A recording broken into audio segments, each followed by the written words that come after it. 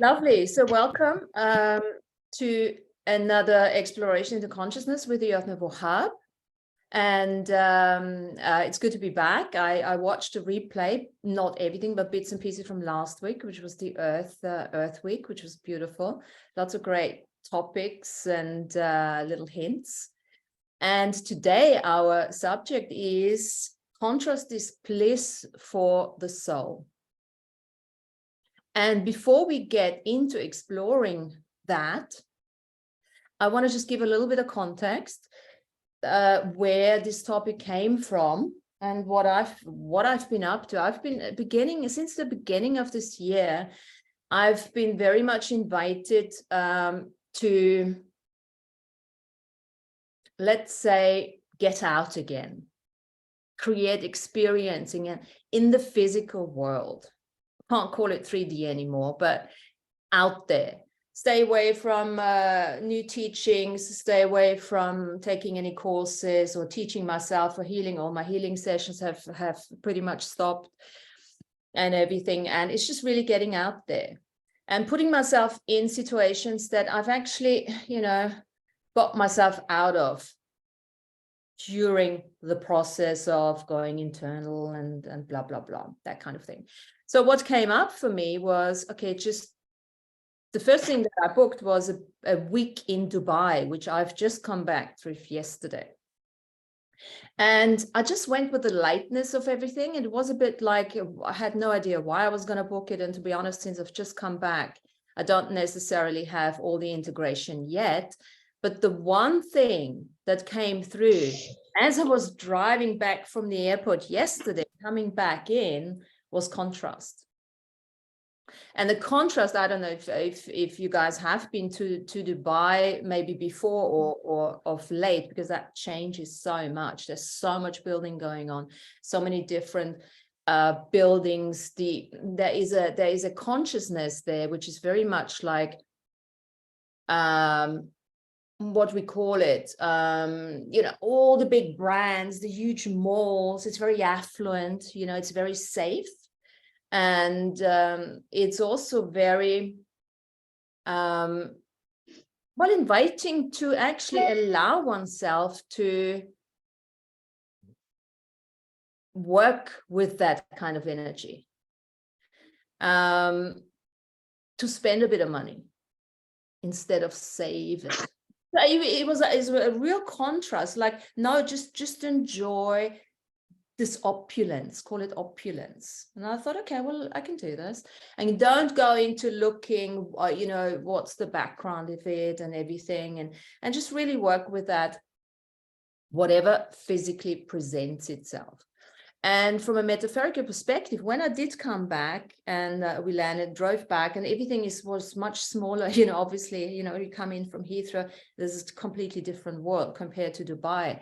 And it was the size of and the clutteredness of everything in the UK country where I'm living at the moment, compared to the contrast of that vastness, and everything is created new there. So I was looking at the time, what am I perceiving? Often when you go to places with a lot of history, you can really perceive the ancient history there, right? It's almost like the buildings are talking to you. Now over there, for me, nothing was really talking to me. There was nothing that was disturbing from an energetic perspective. I mean, I could have gone into God, how do people live compared to others, but that would have been a judgment. That would have been like a bias or a prejudice, which, I no longer need to go into. And that was another teaching for me, by being in this place, by allowing myself to just be what got presented without having to conclude anything about it. And I did really well with that. And on the way back was the first time that there was this like whoosh, oh, what is this? What is this? Do I need to leave the country? You go into, immediately the mind goes. And then it was like, no, contrast. It's all about contrast. Now, why I'm saying this and why I'm thinking this was worth a topic, because it's got a lot of stuff attached to it. Because everything that we've done in the past lots of us have been working the triple S, what I call the triple S, the self-healing, the sovereignty, and the self-mastery, right? And there comes a time in the soul's evolution where we are invited to go beyond that. Not saying we're disregarding it, but it becomes so integrated. The tools and the way to conduct ourselves becomes so integrated that it is no longer the responsibility of the level of awareness. There is another responsibility coming in. And for me, that was, and also that level, that self-healing, self-mastery, sovereignty level is very much facilitated through triggers, right?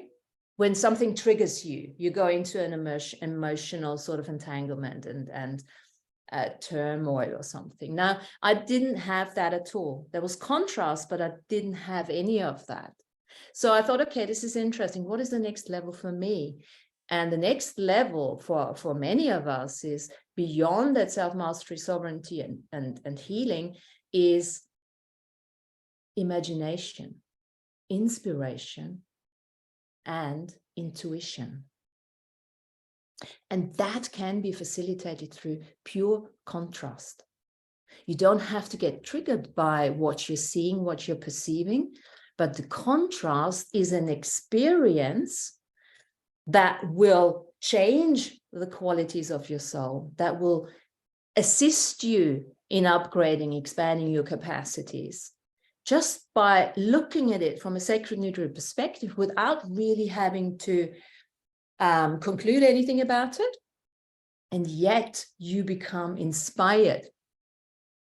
So the trip showed me that my soul is inviting me to look for experiences that are very contrasting in many ways, and then see how I can sort of go from the contrast experience that I am perceiving in the physical world, look at the bigger pattern recognition that is in the astral world or in the unseen world that is actually manifesting that in the physical, right? And then see how I can create with it something completely new. So it was something about, Dubai has been a desert. Everything is new there. So it was a complete newness. Let's do something new. Let's create something new. Let's go for something that we have never considered a possibility.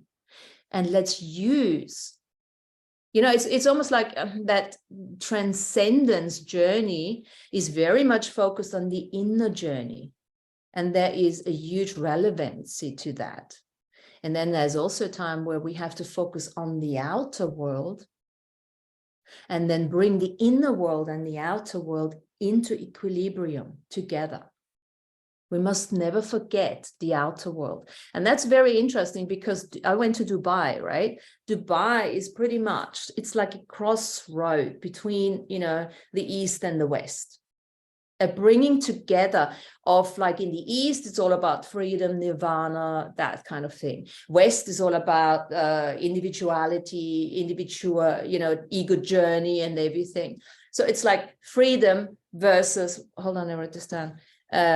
Freedom versus independence. Yeah, in the West, we all want to be independent, and we want to, nirvana is not that important, but it's more making it in the physical, right?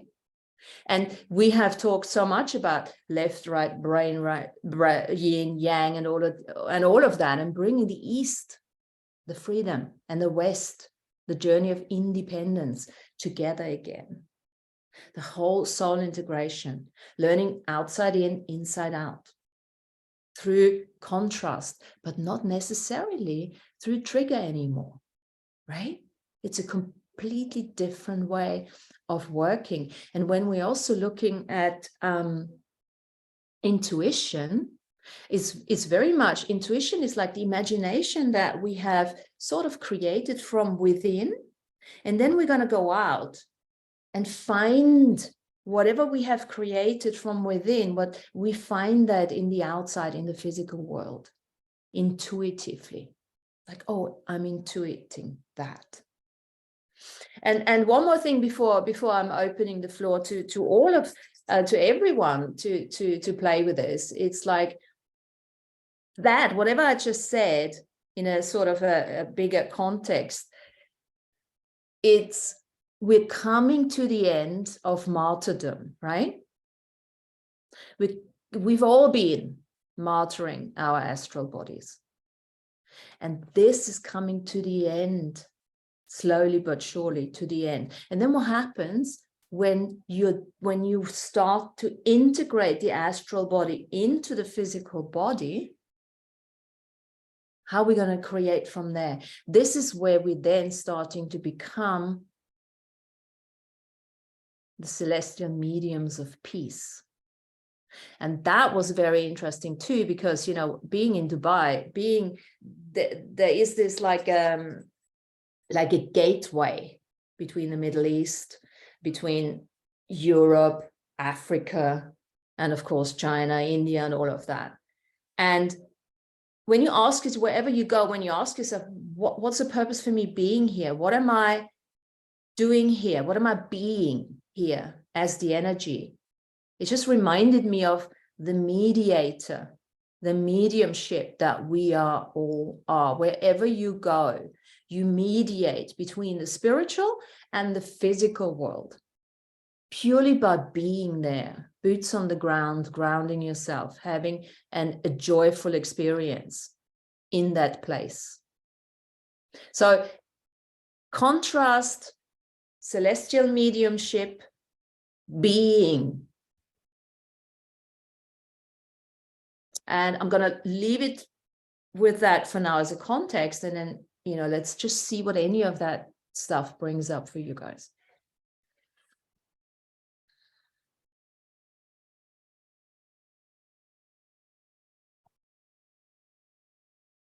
Or have you fallen asleep while I was speaking?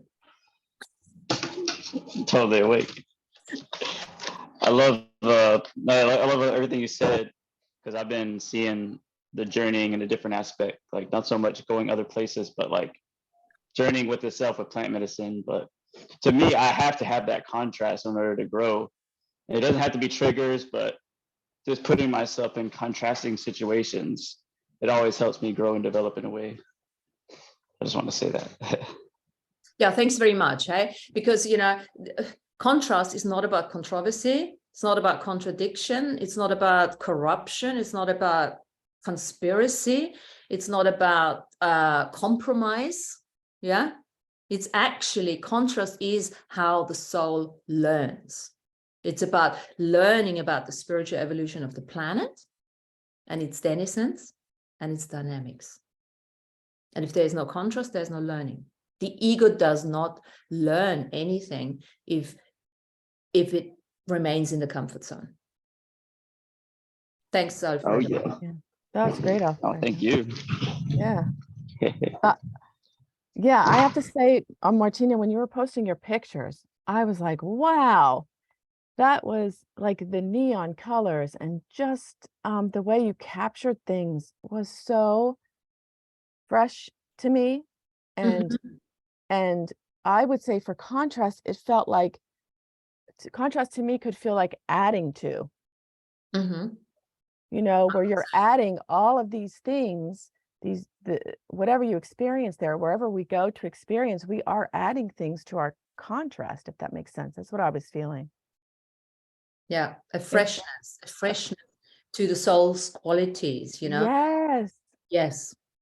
Yeah, I mean, it's beautiful. It was just beautiful there. And thank you for showing that type of city, because otherwise, unless we go there, we're not going to be able to experience. But through your eyes, it adds that layer in me for some reason. It just felt like, oh my goodness.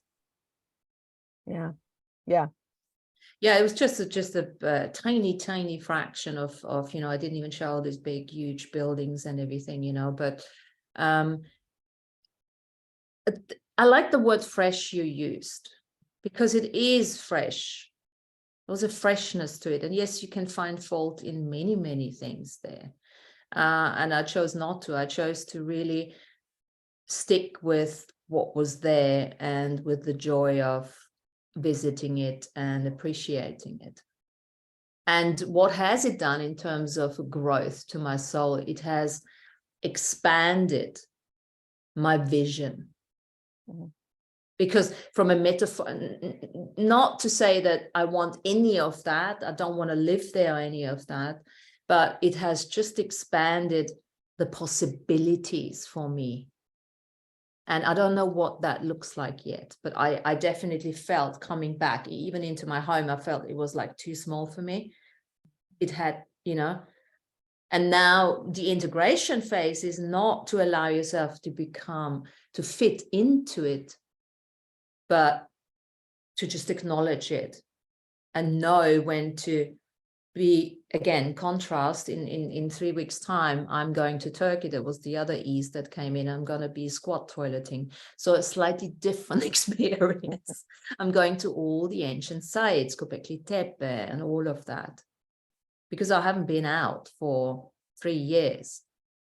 So it's that adding. It's not going in one direction. It has to be this or that, but it has to be contrasting. And it felt like you might need, you know, that freshness, and now you're going to Turkey. It's what, you know, it's interesting how it wasn't the other way around. Wonder why, like, you know, it's kind of like, I don't know. It's kind of a cool thing. But this is the thing, when we do that kind of contrast or anything, you know, the soul impulses us, and it almost throws up certain synchronistic events. I mean, of course, I chose to book Dubai, but I would have never thought of the idea myself if my partner and my daughter wouldn't have come up with it. But I just chose it on the fact that it felt light for me at the time. Yeah. Can I just say something, Martina? Please do, yeah. Me? We can hear you, yes. Okay. I have been to Dubai as well. And when I heard you describing it there at the start, I was just listening to, you know, the way you described it, and it is the way that I experienced it, with massive big buildings, massive expansiveness. Everything was done big and extreme. And I know people who say, oh my God, I hated Dubai. You know, I love the real old little cities and the small, and I love that too. But what I realized was, and I've realized this for quite a while actually, that I like both.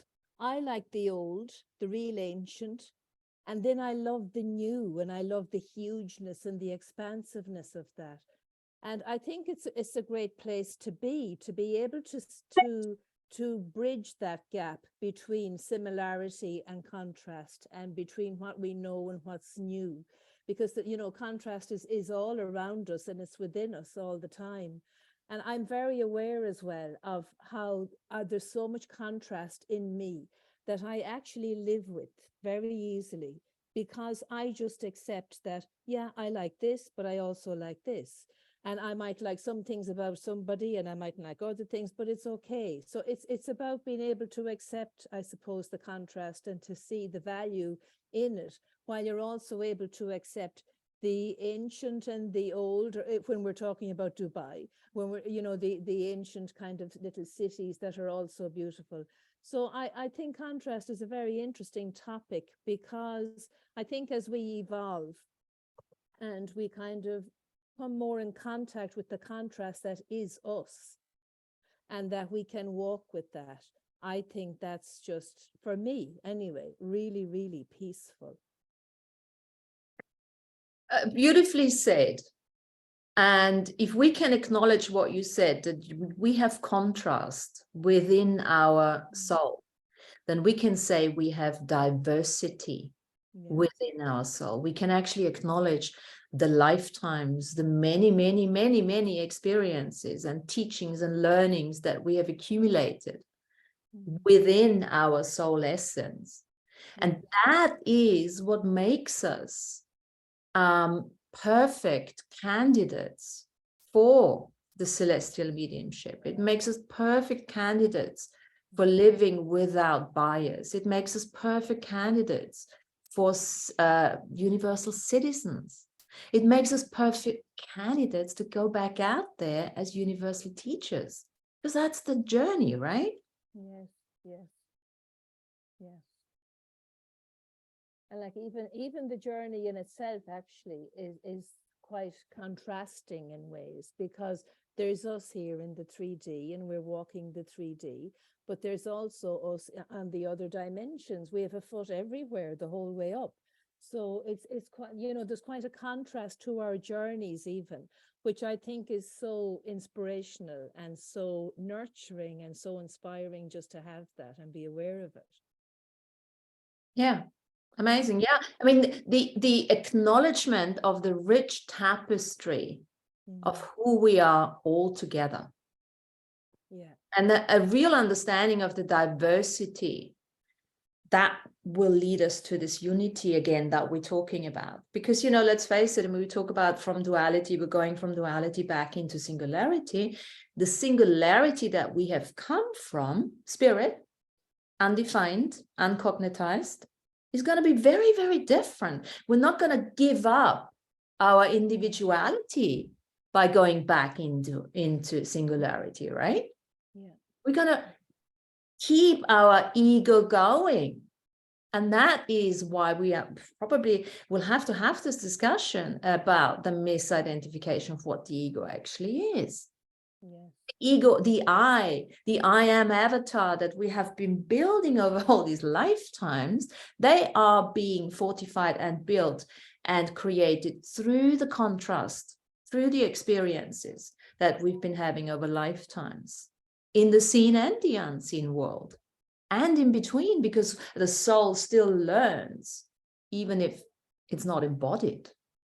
It's a different kind of teaching that we receive. Yes. Like that kind of a line between contrast and I suppose what's the opposite to contrast? Is it similarity? Is it sameness? But that sort of a line between the two is really kind of the edge of our creativity, because that's where we can embody both. And without going to that point and going to that edge, I don't know, for me, I would feel somewhat deficient, I think, because I enjoy that. I always enjoy going to that edge and just testing the waters at the edge, you know, and trying something different and something new. And I think it really enriches our lives. And when you're talking about going back, Martina, as avatars and after our many journeys and many lifetimes, I find that so exciting, even the thought of that, because, you know, imagine what we're going to bring back with us. Exactly. That whole diversity that we have collected throughout our thousands of lifetimes. It's just so exciting. You know, there's hardly words to describe it, really. And that's what our lives are about. And I suppose we miss that with the mundaneness, which is necessary too, because that's what grounds us. So you see, there's a place for everything. Yeah. And Absolutely. That contrast brings inspiration, you know. Yes. yeah, Yeah. inspiration, imagination, and intuition. The next, the triple I am. Mary, if you can just maybe turn your loudspeaker on a little bit, or turn your volume higher. Okay. Marissa was saying we can hear you better then. But and also what that really does, Mary, what you just said was actually the groundedness. It actually grounds us back onto this planet and onto the journey as human beings. Yes. But you know, sometimes, you know, and I've been obviously one of those as well, looking outside of this planet, looking in the unseen, getting lost there, wanting to be living outside of the body more than you know, inside the body. And I think, you know, all of what we've just been saying is really the journey back, not the same route, not the same route. The back is probably the wrong way of saying it, but the journey forward into an spiritual embodiment that we have never even, that nobody has ever had that. No one out there. And this is why, you know, there are no teachings out there that can show us Exactly the vision.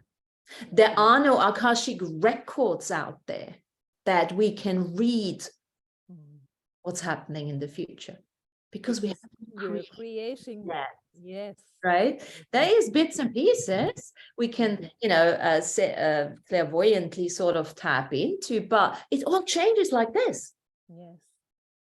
Yes. And especially now with this karmic resolution evolution, where we are living simultaneously the past, the present, and the future, nothing is set in stone. Nothing is set anywhere. Everything is, there is this lovely edge of unawareness, not unawareness, edge of unknowingness, edge of, what's the word? Possibilities are completely and creativity and all of that. Yeah. That was a word I was thinking, but I can't think of it now. Yeah. Yeah. It's exciting. It's really exciting, I think, actually, when you think about it. And we don't think about it, you know, we really don't give that much thought. I don't think we do. Maybe subconsciously, yes, but when you bring it to the conscious, like your topic today just brings it to the conscious, doesn't it? And it gets us to talk about it. And when you're talking about the journey back to, and the 3D journey and the journey here and the journey back to wherever, like each one is equally as important as the other. You know, I used to have this notion maybe as a child that, like, God, it'd be great if I was in another dimension and I was an angel, or I was this or I was that, not realizing actually how great it was to be here and to be who I was now. And it was equally as good as to be the angel or to be whatever I perceived somewhere else. Absolutely. Absolutely. And, you know, there was a time. Oh, yeah. There was a time where we were so much more connected with all other beings, spirit, you know, when our bodies weren't so solid, they weren't so liquid at the time, you know, but also when the ego wasn't fortified, but we didn't know about it because we had no cognition of it. We didn't have a conscious soul. We had a sentient soul in the very beginning. And yeah, we were more psychic, but we were also in a dull sort of consciousness, in a dreamlike state. We didn't have the choices that we have now. That wasn't necessary. There wasn't even free will at the time. That was before we created this universe. We were there then too. And this is often where what we remember. And I think, you know, it's such a big, I don't want to use invitation again, another word. What's another word for invitation? A prompting to appreciate the evolution, the spiritual evolution, where we've come from, how far we've come. Yes. And then we can open ourselves up easy. I think it's when we have this bigger understanding of what's actually going on. We don't have to push anything. We don't have to match anything. We don't have to force anything, because we have the background information where we've come from, and it's all within us. Absolutely. So do we need to then, I think you wrote something here, do we need to upgrade our soul then? Do we need to aspire to upgrade our soul? Well, the funny thing is, it's the other way around as far as I'm concerned. The soul is the one, you know, I liken sort of this, it's not an exact correlation between the astral body and the soul, because the astral body plus the ego, you know, makes up the soul essence, that kind of thing. But it's the astral body that we have been in the process of healing through developing our I consciousness, ego consciousness, to actually say to the soul, okay, just back off. Pleasures, pain, passion, lust, this is all an astral body thing. That's what we have been martyring ourselves to, our astral bodies. You know, the emphasis is all physical body, not really understanding what physical body is a result of the astral body plus the etheric body mediating between the two, plus the ego, being sort of the agent for the soul, right? That's the job of the ego, where the ego needs to bring, say, astral body. This is all the healing, the sovereignty, the self-mastery work that we've been doing. It was demartyring our astral body, actually, or getting out of being martyred by the astral body. So it's, you know, it's almost like can we ask ourselves, can we live without desire? And that's obviously a question that makes no sense, because we are beings of motion. So we will continuously strive and aspire to become greater, to learn. That's just what spirit does, right? It has to continuously evolve. But by having healed the astral body and the old programming and all the conditioning, we're not good enough, and this and this and this, and take out the blame and shame and all that sort of stuff, we don't have to force it. And we can just use the resting periods and not make ourselves wrong for it. And understand that doing is fantastic, and being is something that we haven't even explored yet properly. Now it's like pulling it all in, bringing it together. So your question is, what was your question? Well, do we need to upgrade our soul aspirations? It's happening. Yeah, that's what I mean. I think it's like it's always happening. It's So happening. we don't even consciously need to think about it. That's No, how I was seeing it. just perceive the impulses. And then the I am avatar, we talked about I am avatar, individuation, journey and everything, because we know that the soul has, I don't know, millions of shards, parts and avatars, and some of them are really obnoxious little shits, and the other ones are like over there already in the future, whilst we are still here in the now. We need to coordinate it. So I think, and this is where the mediation comes back in again.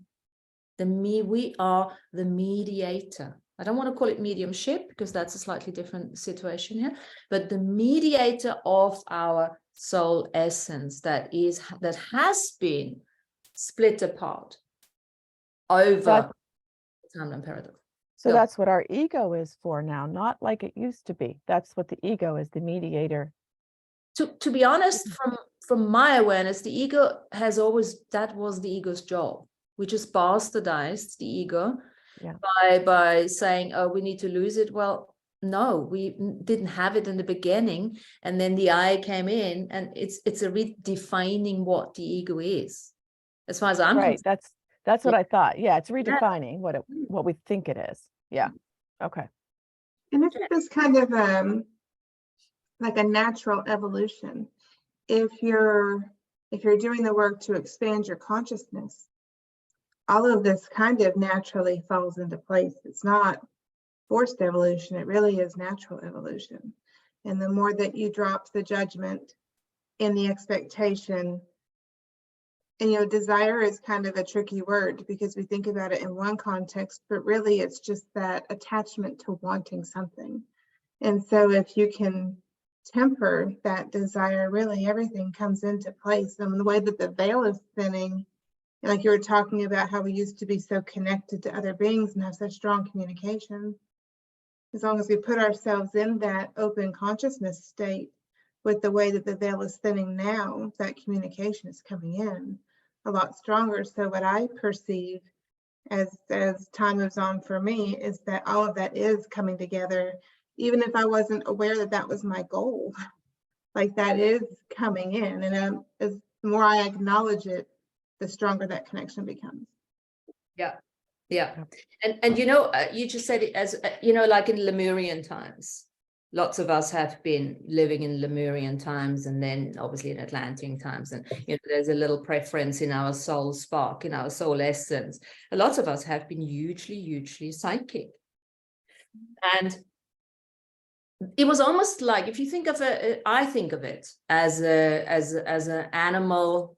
Like an animal, we have a group soul consciousness. Most animals work from a group soul consciousness on instinctual basis. We as human beings, and that's what makes us different to the other sentient beings, is that we have an individuated ego, I am avatar consciousness. Yes, because what's the point of talking about I am avatar? What does it mean? Well, it's ego, but not in a concluded good or bad, and we have to get rid of it. No, it's that identification that we have to learn through contrast and through domination and control. And yes, there was a force. There was, of course. We know through the galactic history that we have been adopting and looking at that there was a forced evolution. And and it wasn't meant to be the way in the beginning. But having said all that, we've made it. We're there. And we learn so much more. And this is what makes us the teachers of the universal teachers now. You know, instead of being the cell phones to the prime creator in the very beginning, because who wasn't the cell phone to the prime creator in the beginning? All of us were. But what we were doing at the time, we didn't have an ego, we didn't have willpower, we were just fed the information through projection, right? And then the prime creators fucked off, left us, and then we started, hang on a second, oh God, nobody tells us what to do, nobody's projecting into us. So that sentient spark that we had received in the beginning through the prime creator started to develop, started to grow. And then, of course, we had the willpower as well. And that willed us forward into creating more. Now, then the astral body and the etheric body and the physical body, and they all started to, you know, work together better. But there's always has to be someone who coordinates that shit, right? And that is the ego body. And yes, some people take themselves too serious and do whatever, and then we call them they're egoistic and all that shit. But we lose the real definition of ego, right? It's been bastardized. And there's also I've been listening to Rudolf Steiner. Do you know, guys, Rudolf Steiner? I mean, this guy talked about this shit like 100 years ago, Austrian guy. Talking very much about the East and the West, and you know, the Western is going into the individuation journey that obviously creates the soul expression that learns and grows and everything. And then, you know, you've got the Eastern side that very much goes inward, seeking nirvana, that kind of thing, right? And we call the Westerners, they're all egoists, right? Egoism. And the others are, you know, I don't know what we call them, the enlightened ones, the enlightened monks up there. But to be honest, it's bullshit, because one can't be without the other, right? We are not here to only figure out what our journey is all about, what our soul is all about. We actually need to do the individuation journey to get that spark, soul spark, lit up. Bring more fire to it, bring more experiences to it in a sacred, neutral way. Or fuck up and then, you know, sort it out again, that kind of thing. It's all about balance, either way you look at, but it's all about soul growth. And it's all about, you know, we talked a lot about rebirth, but we are continuously rebirthing ourselves, rebirthing as a different person, as a different personality, as a different soul quality, continuously every day, with every experience, every conversation, every person, everything we watch, everything we read.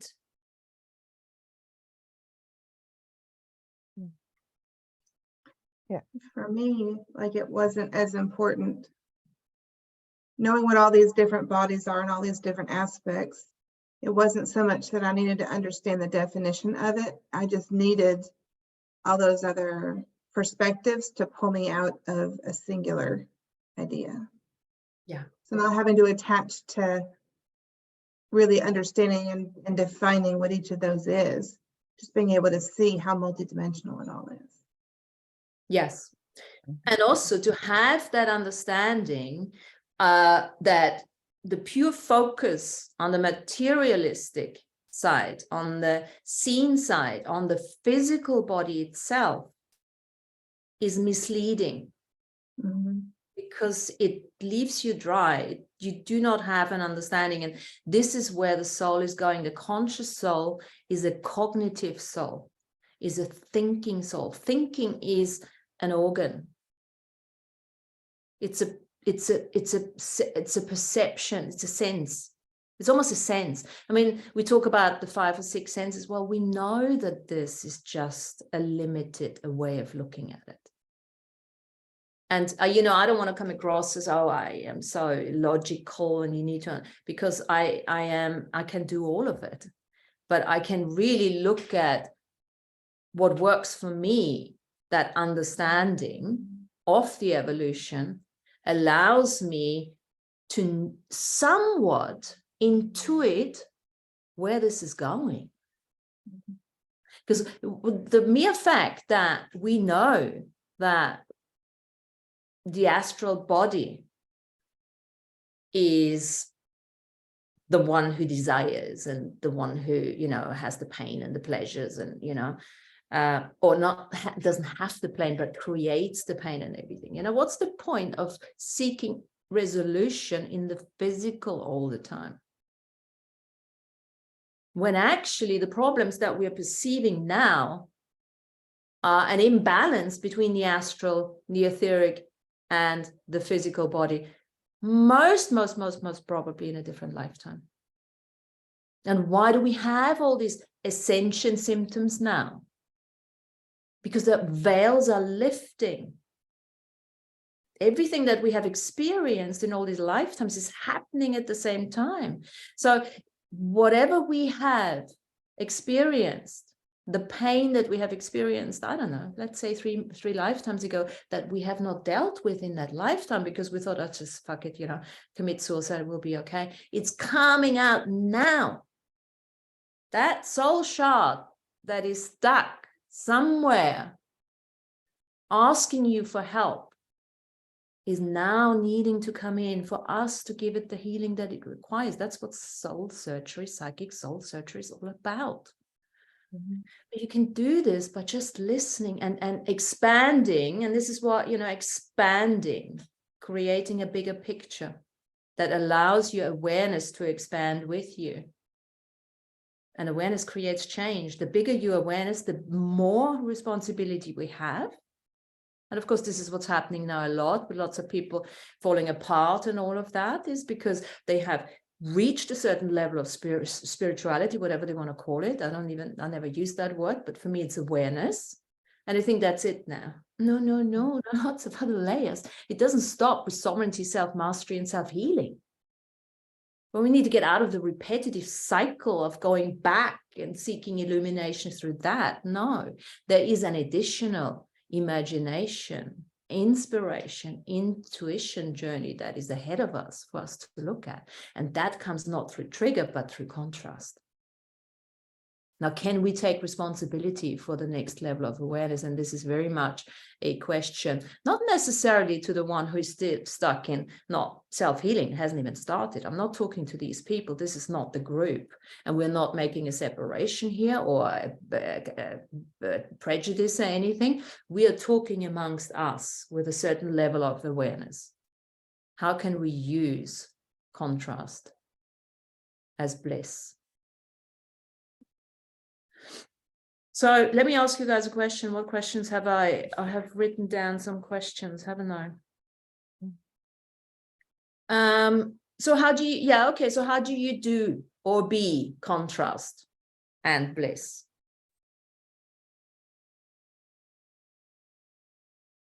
How do you do it on a daily basis? For me, cold plunges did that. I mean, it's super uncomfortable, but you feel good afterward. Just a small example. So putting yourself out of the comfort zone, is that what you're saying? Yeah. And in what way? Because we can be obviously very uncomfortable being at home or being very uncomfortable being with people. There's so many different ways of.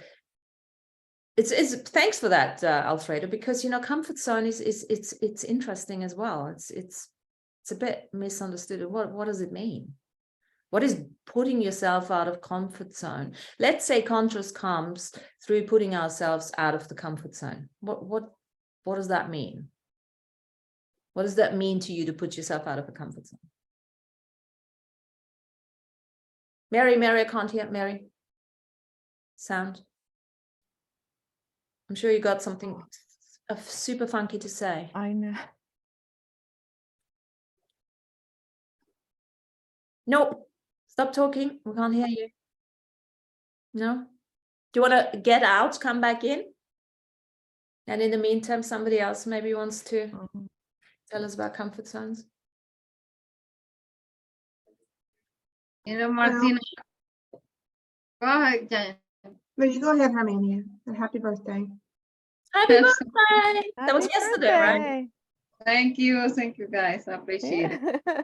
You know, I was thinking about that question, Martina. That you make that you saying that question for me is trigger a lot, because sometimes some moments, you know, I try to do a business and I try to grow, you know, my spiritual path. And sometimes a challenge, because if I'm in the mood of my spiritual path, then I had to manage to feel comfortable to shift to my business path, you know, to grow my business. And then this moment where you say, well, what's the point of all this? One time I had to leave anyway, you know, it's so many, how many times we have mentioned about the soul chart that is expressed all around the universe. And then I was thinking how I can bring all those soul charts together to move forward to a better, it's not alignment because that's an overused word. It's like more awareness that, okay, I had to put my suit now for going to work. I had to take it off and put my suit to go to the spiritual path. You know, it's kind of huge challenge for me sometimes. And then you have to accomplish with family members, you know, with business. It's so much like a hat that I had to put in my head, depending what I'm going to do every day. You know, it's like, what's the point of all this? It's like a playing a game in so many positions at the same time. And it's feeling sometimes overwhelming. You say, oh, what's the point to keep going? You know, sometimes ask that question. Yeah. Well, as you say, playing all these roles is part of the contrast. It's part of the experiences that we are creating, right? And that can take us out of the comfort zone. And sometimes, you know, there's always a rest period in between. The entire evolution of the planet and of humanity, species, any kind of species, there's always a resting period. And that can be, you know, take as long as it takes. So just keep that in mind. Keep that in mind. I would say like one of the contrasts that I was looking at the better part of this year is going back to some of the harsher memories that I have and really removing the distortion of how it made me feel and just looking at it as what actually transpired. So going back into an uncomfortable situation that had a charge to it and trying to look at it not just from how I perceived it and how I locked it into memory, but how it actually happened, either through the eyes of others or just trying to look at it as energy instead of as an image, if that makes sense. Mm-hmm.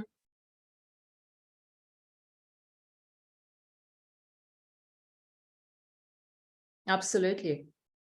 So that is part of that healing journey, of that self-mastery journey, of that sovereignty journey. And for me, I just, whilst Mary's still sorting herself out, is like, for me, I have to really choose to get out there to make new experiences, because I'm so at peace to work in my head, in my imagination. You know, I'm so at peace to read a book or to listen or to play at home, or, you know, but this year is that what I said in the very beginning has really been, the soul has said, look, you gotta get out there. It's different in your head than when you actually do it. And when we get to a certain level of, you know, awareness where everything is just at peace and la la la, then the soul says, okay, cool. What's next, baby? Get yourself out there and see. Now allow everything that you have learned, that peace that you got within yourself, that allow that to bring you some new information. And then you just need to intuitively pick it up. And, you know, have you guys experienced that of late, that you have a thought, you have a conversation with somebody, and it's not even necessarily that, you know, the phones are listening to us, computer, no, maybe nobody's listening to you other than the consciousness around us, and all of a sudden it brings it to you. You experience that? Yeah. Oh, yeah. Yep. And this is, Mary, we still can't hear you. You need to go out completely. Go out completely, and I'll let you back in. And this is, I think, this is what got me saying, okay, I get it. I'm doing it. Because there is a limit to our imagination. And this is also what has, you know, really, really, why do I want to say invitation all the time? Told me, or where I've told myself, I have to get out there and make experiences again.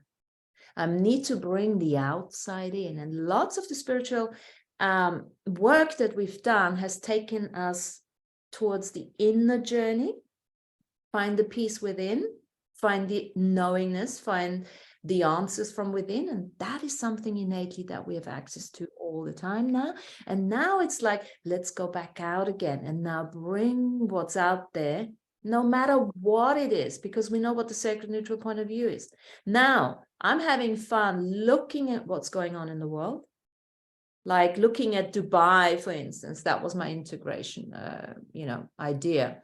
I look at Dubai. They are the ruler, the Sheikh Maktoumi of a visionary.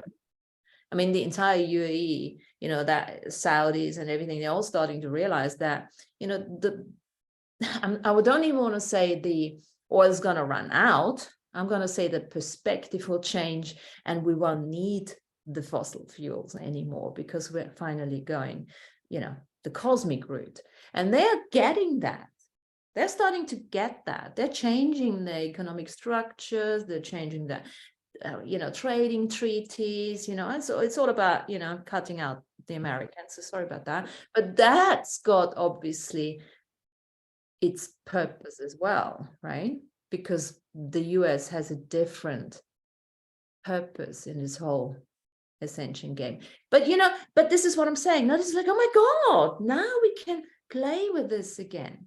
So we're going to take what's happening outside. We're not going to just say, oh, we can't entangle, we need to protect because it's all dangerous. It's not fucking dangerous. When you reach a certain level of awareness, you listen to it or not, but you don't have to emotionally entangle with it, right? Lana raised her hand. Yes. Sorry. Lana, go. Thank you, dear Martina. Have you raised it for some time? Oh, you must just scream, woman. You know how we work. Yeah, I'm on a roll. Yeah, I know you're on a You're so roll. polite, Lana.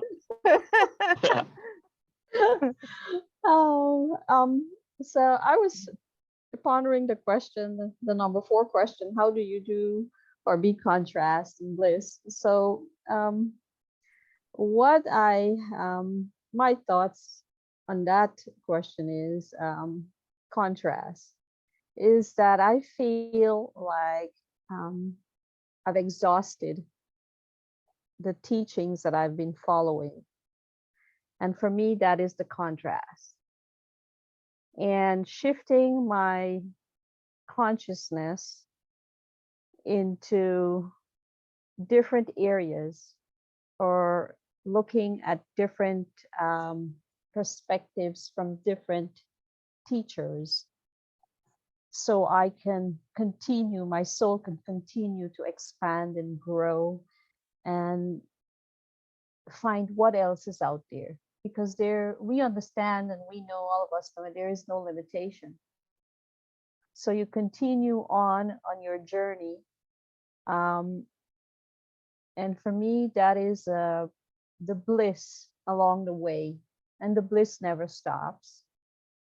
Because as you move and you follow that line is probably not a right word, but English language is limiting, and my understanding also is limited in how to explain what I feel. But as we continue and we move on that journey on and on, there is contrast each day. And I unfold and I learn and I grow and I expand, and so that my reality is not limited to where I am today. This evening, my reality should be even bigger. Tomorrow, even greater. And it continues on because of the non-limitation factor of the science of the reality of the Great Spirit, of which we are all a part of. And so in the 3D sense, that is the contrast and the bliss, at least for me, where I'm at right now. And that's really beautiful. Thanks. Really beautiful. And you sound very calm. You sound very serene with that. Can you feel the consciousness?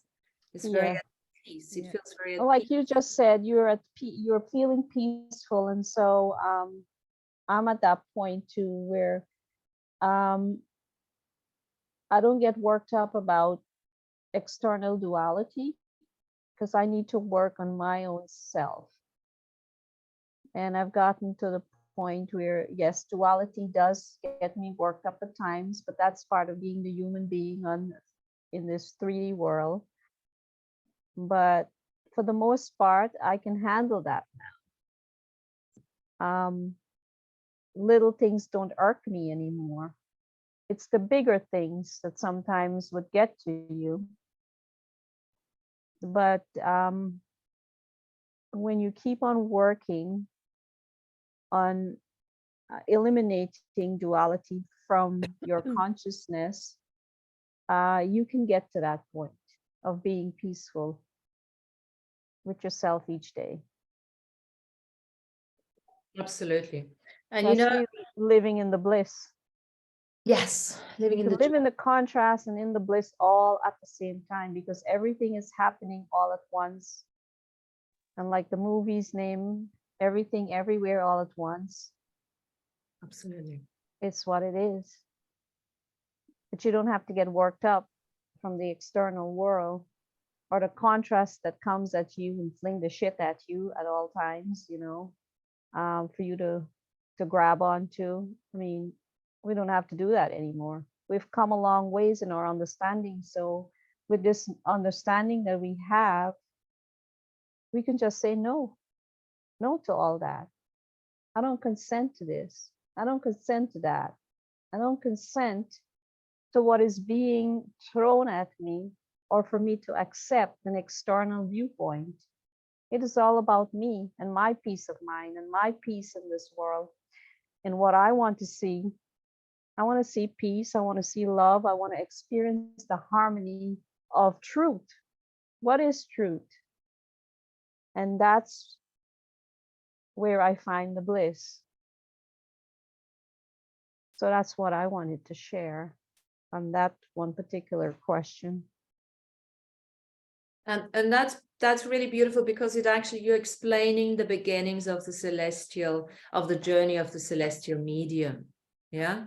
The celestial medium, the mediator. We are mediators between the spiritual and the physical worlds. And that doesn't make us the defenders of faith or defenders of sides or points of views. And, a mediator doesn't align, we've said this 1,000 times, doesn't align and agree, resist or react. It just takes the information and lets it go straight through you, filters out whatever is required for their own soul journey, and is an allowance and honoring of the value of whatever other people have to go through as part of the great and grand karmic resolution evolution. There are so many truths out there. There is not just one truth. And every single truth is important to the bearer of the truth at the time. Not for us to judge it, or judge is not even a good word anymore. It's not for us to conclude on it, to, as I said, align or resist or deny it.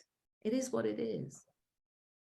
And it is part of their journey. And the same goes for our own journey, because, you know, most of us are the worst judges, not of others, but of ourselves. Correct. Right?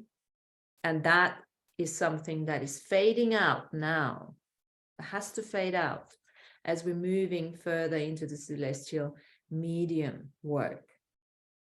And because you see, in the celestial medium, I was thinking about this, you know, I mean, going to Dubai, I didn't do anything other than enjoy myself. So I really stepped. Did that mean that I didn't do anything? No. On a spiritual level, there was a reason why I had to be there. I literally had to be sitting on the beach, drinking whatever I was drinking, or eating whatever I was eating, or looking at going to the fountain or going to the magical gardens.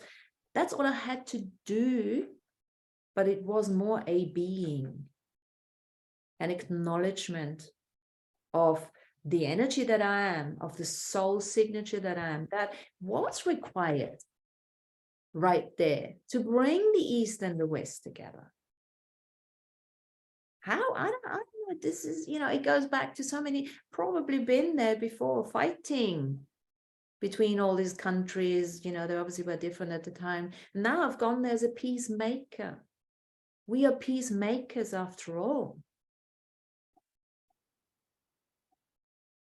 You brought the East to the West. Now we're bringing the North to the South. And so where do we meet?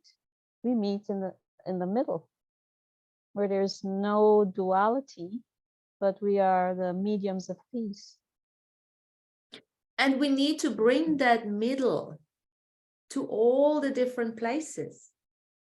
As celestial mediumships, we have to be content, let's call it content or at peace, wherever we go.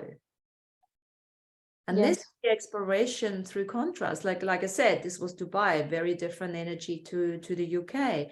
In 3 weeks' time, I'm going to Turkey, doing a tour with Megalithomania to go to all the ancient sites. So that, you know, let me see how I feel there. But the idea would be not to feel any different than when I'm here in the UK or in Dubai or God knows where else. So when you travel there, you'll bring your peace with you. So That's the idea. the environment can only realize what you're bringing. Mm. And those around you who are not at that state of mind will feel it, because you are the presence of that. And you know what it's like, you know, Oh yeah. with the signatures, you know, with the signature frequencies, you know, and the you just need to pass by somebody, or you need to just walk onto a certain path and you leave your imprint. And at the same time, this is an for me, it's an expanded journey of the self-healing, mastery, and sovereignty.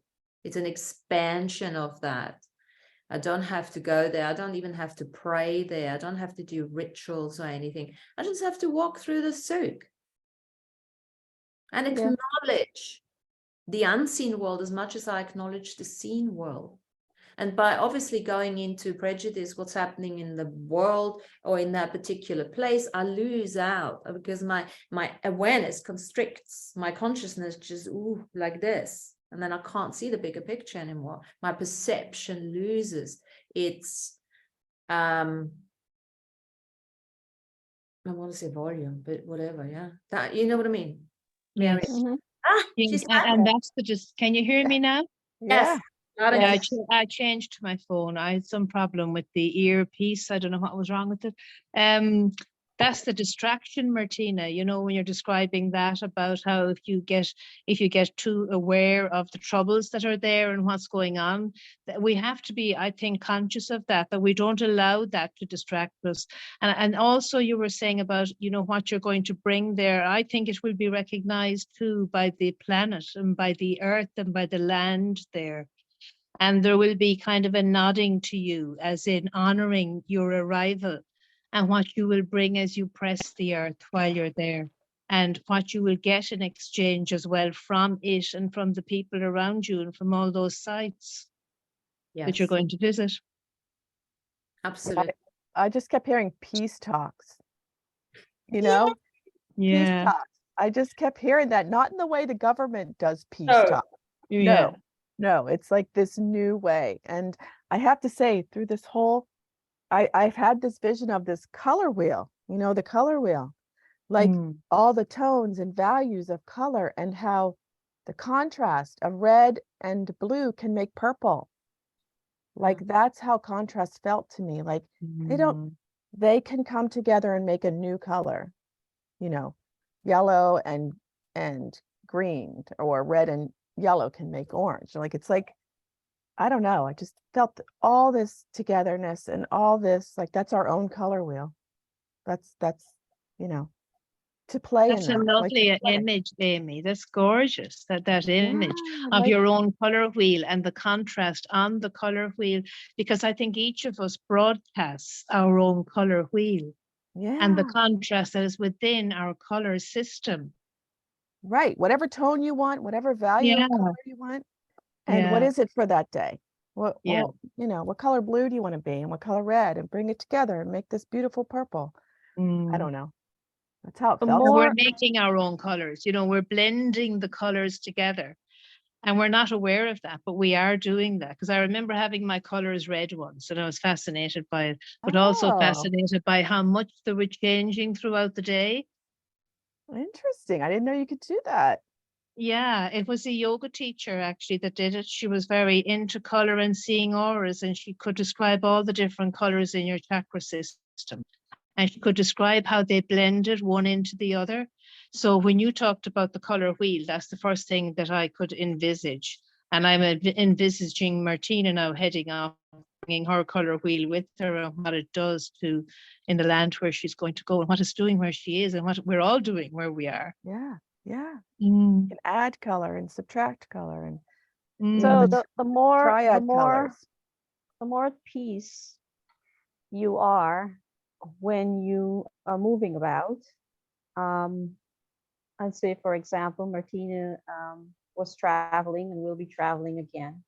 The more at peace you're feeling within your consciousness as you move and be, the more colors your being expresses and leaves as this trail of like a ribbon that goes with you, and you leave them behind.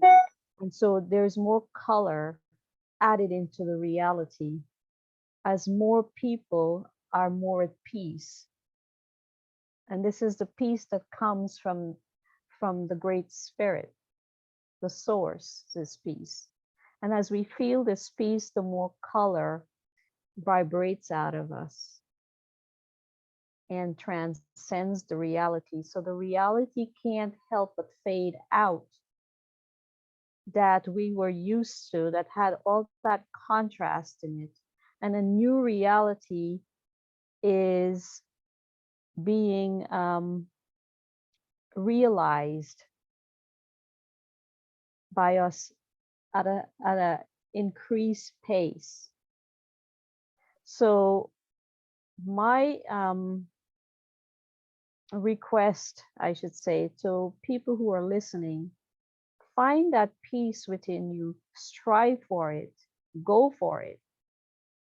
Find teachers that will teach you about peace, and let that peace fill you with truth and love as much as possible, so that you can get to that point where you are able to, as you travel each day, you go to work, you go home, you go wherever you need to go on vacation, and let the colors of that peace fill the earth more and more and more, so we can transcend this 3D reality into something more beautiful and get into that fifth world of peace that we've all been hearing about. And that's how I feel that we are moving forward at the moment. So feel that. Continue to strive for that. Fill yourself with truth and love each day, every morning that you wake up. So fill yourself with that. And let everything else go to the wayside. Be the That's beautiful, expression Lana. that, thanks. Be Yes, the it is. expression that God created you to be. See others in the same light as God's expression, or the source's expression, or the Great Spirit's expression. Each one of us is that. When you move higher, you begin to see that. You begin to see others as that. That we're all of the same being. And we're no different from each other. We're all have equal substance within us, and is supported by the Great Spirit's substance. To be the love and the loving creatures we are, always. Aho. Yes. You're making my heart smile, Lana. That was beautiful. Because yeah, we're bringing in the new vibrant colors here, you know?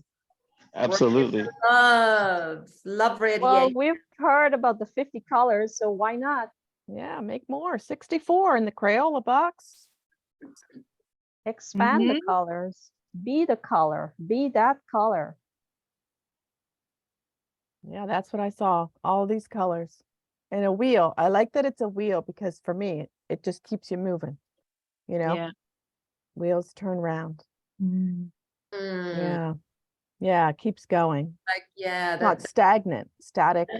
harmony between those colors as well. You know, it's like when I went to the miracle garden, I said to Emma, I said, look, all these different colors, and they're all naturally perfectly harmonizing with each other. And then, you know, if you compare that with the fashion advice, so you're not supposed to wear pink and purple together, or what, God knows what those things are. Yeah. And I said, look, it's right there. Yeah. That Yeah. harmony, right? You know, Yeah. Yeah. and of course, you know, love, harmony and beauty, which is the ray that is coming in, isn't it? Beauty and harmony. Is not just seeing the beauty and harmony, but also seeing what's not so beautiful and not needing to do anything with it.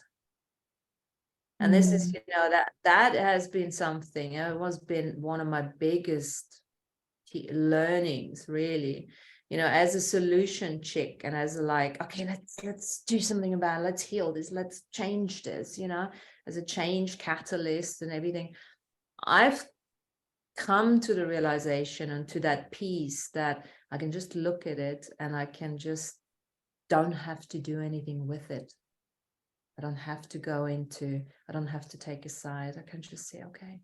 That's lovely, Martina. And it's Yeah. the allowing, isn't it? That allowing. Yeah. And that brings up a vision for me of something that's flowing. That allows the colors to flow. Now, allowance is a bit of a bitch sometimes as well. I've had to learn that too. It's a double-edged sword. Oh, it is. Isn't Yes. it? We talked about that, Mary, isn't We it? did. Yeah. You and I had conversations about this. Yes.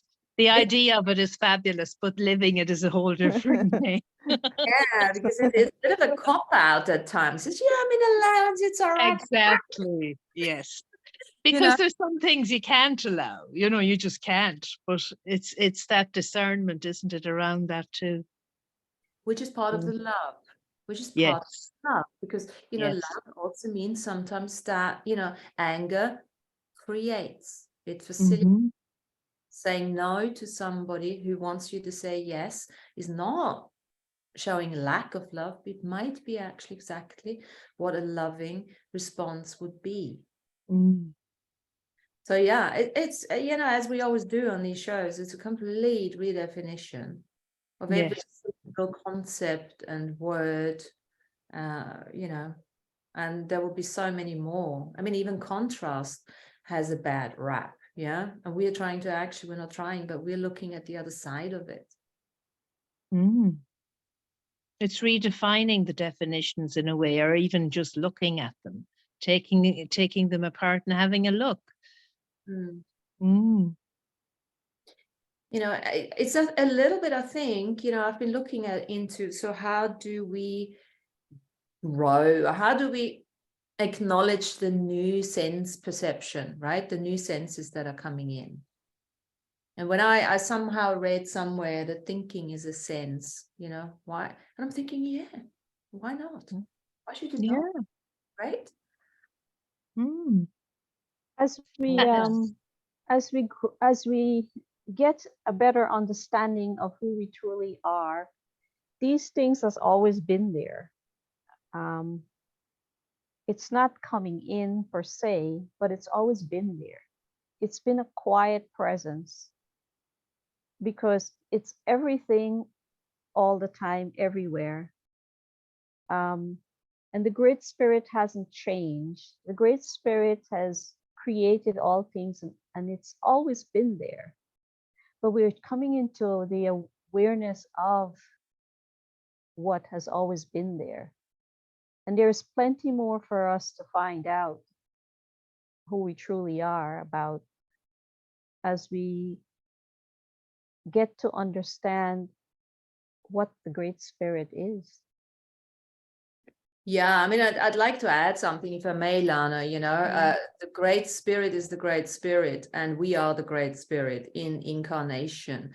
And with every experience that we have, we actually do add to the Great Spirit and make it greater. And that's the whole purpose, isn't it?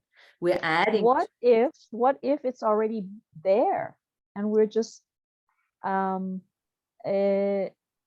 realizing it, we as individuals?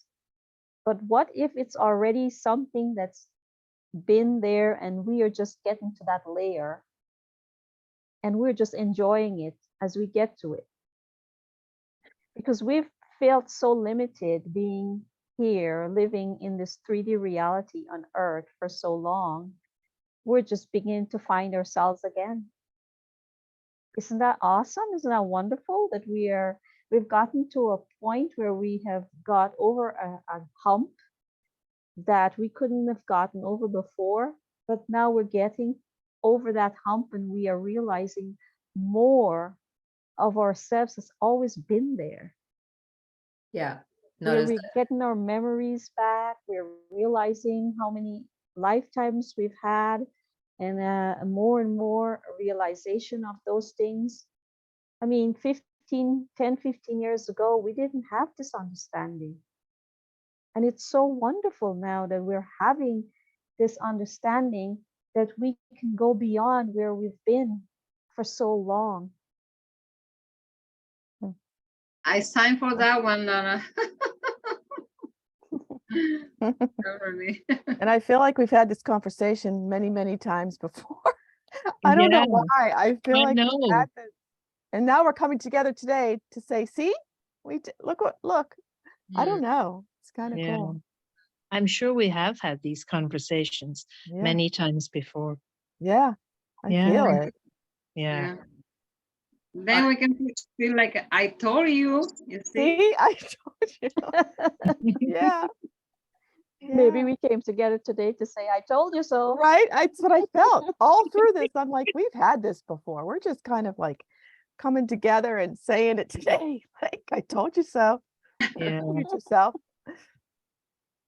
Yeah, it seems really cool. Well, memory is creation, really, isn't it? Memory is the way we define it, are creations of the past, but they also include creations of the future. And we are perceiving the memories of the future just as much as the past. I mean, one thing I think from an evolutionary process is good to look at is that the members or the consistency of our existence as a human species has changed over millennia now. And with the changes of the planet moving, through the constellations and everything else, there is a very distinct change in the astral body, the etheric body, the physical body, the ego getting, reaching a fortification level and everything. So there is a new, that has never happened before in the planetary or even in a spiritual evolution. And, Yeah. maybe I'm mistaken on that, but that's what I'm understanding when I look at esoteric science. Yeah, call it science, but from an esoteric perspective. And that makes sense to me, because it wouldn't make any sense to say that, otherwise, because then we would deny the soul's evolution. Yeah. And there's a soul de-evolution, absolutely. We've undergone that many, many times too. So once the soul is de-evolutionized, then we have to, catch back up again. And there will be elements in our soul development where we have not had those before. Absolutely. Now I have to ask you, Yep. Martina, if thinking is a sense, is memory a sense? I think a memory is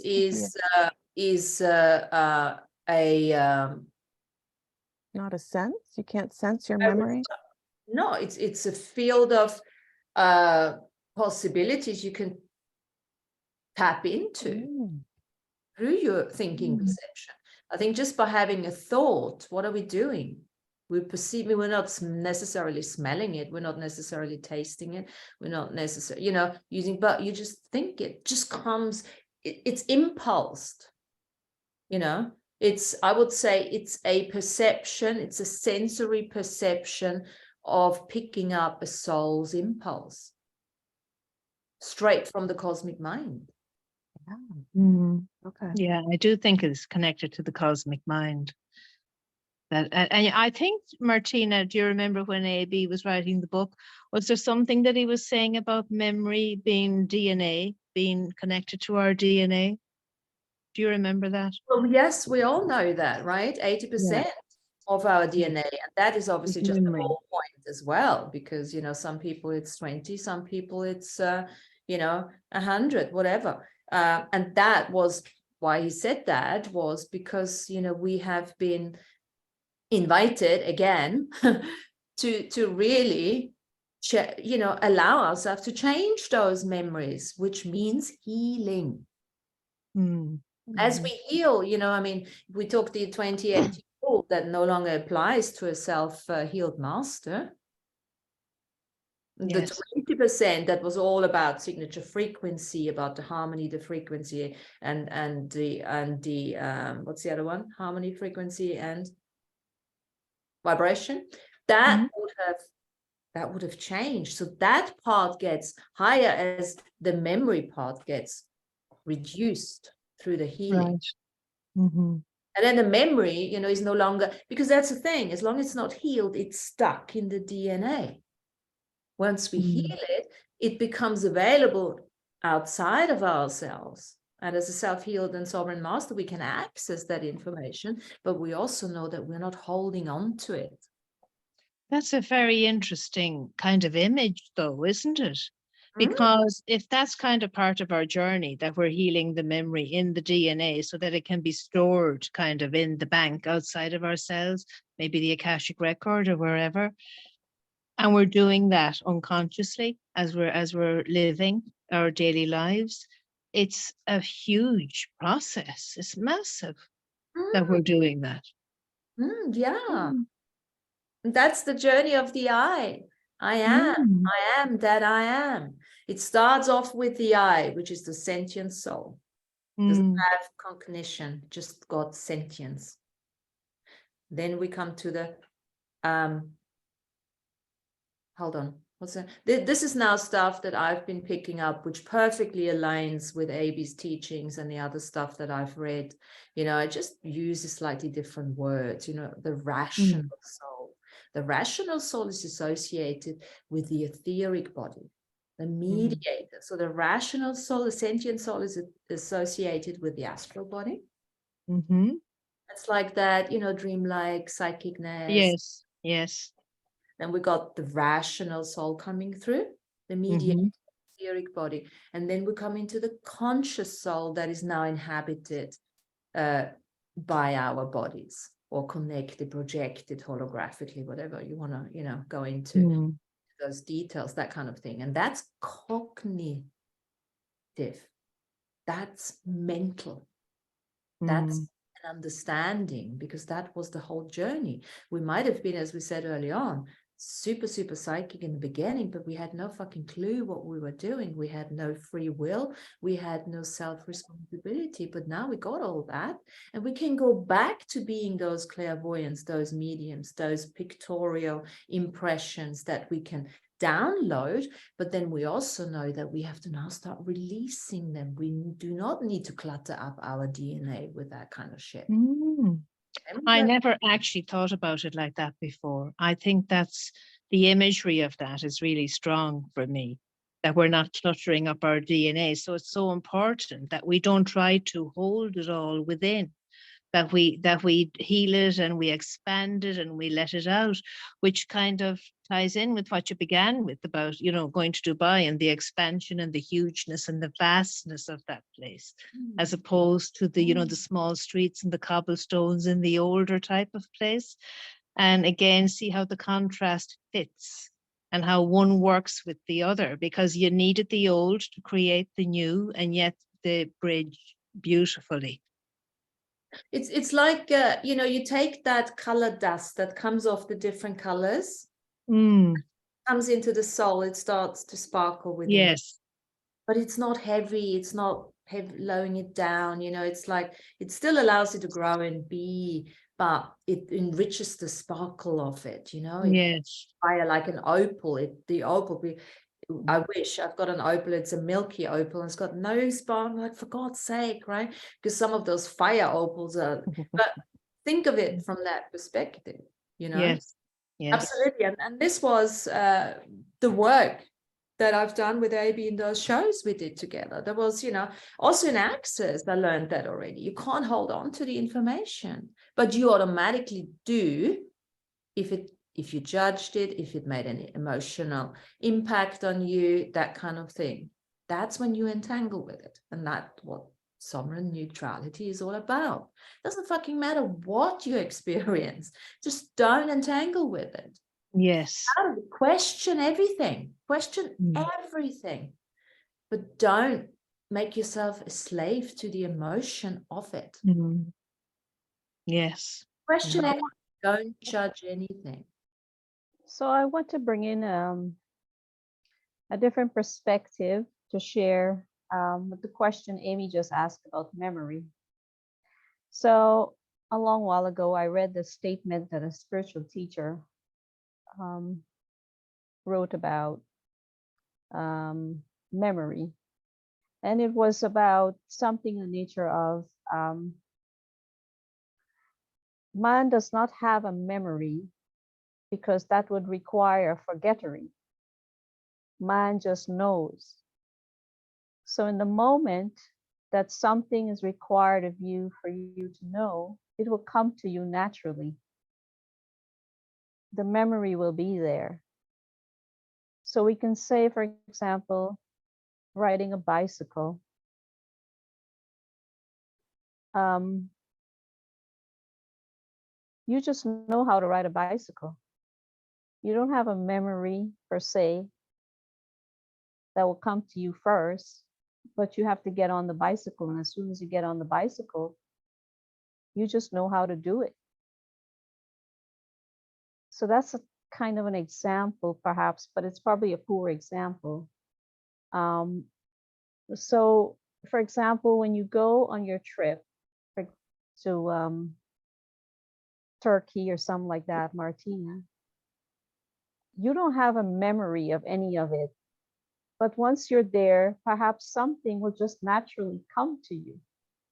You'll know it while you're there because it's required of you in the moment. So you have a natural sense of, hey, this memory just came to me that triggered something for me. Maybe I was here 12,000 years ago in Göbekli Tepe. I was part of the creation of this place, putting the stones together or carving one of those images on the stone. But you don't know that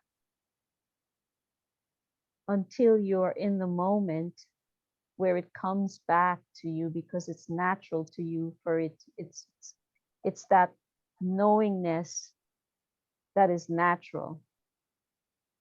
I love what you're bringing up, because I agree with all of that. And I just want to illustrate how there's two levels to that.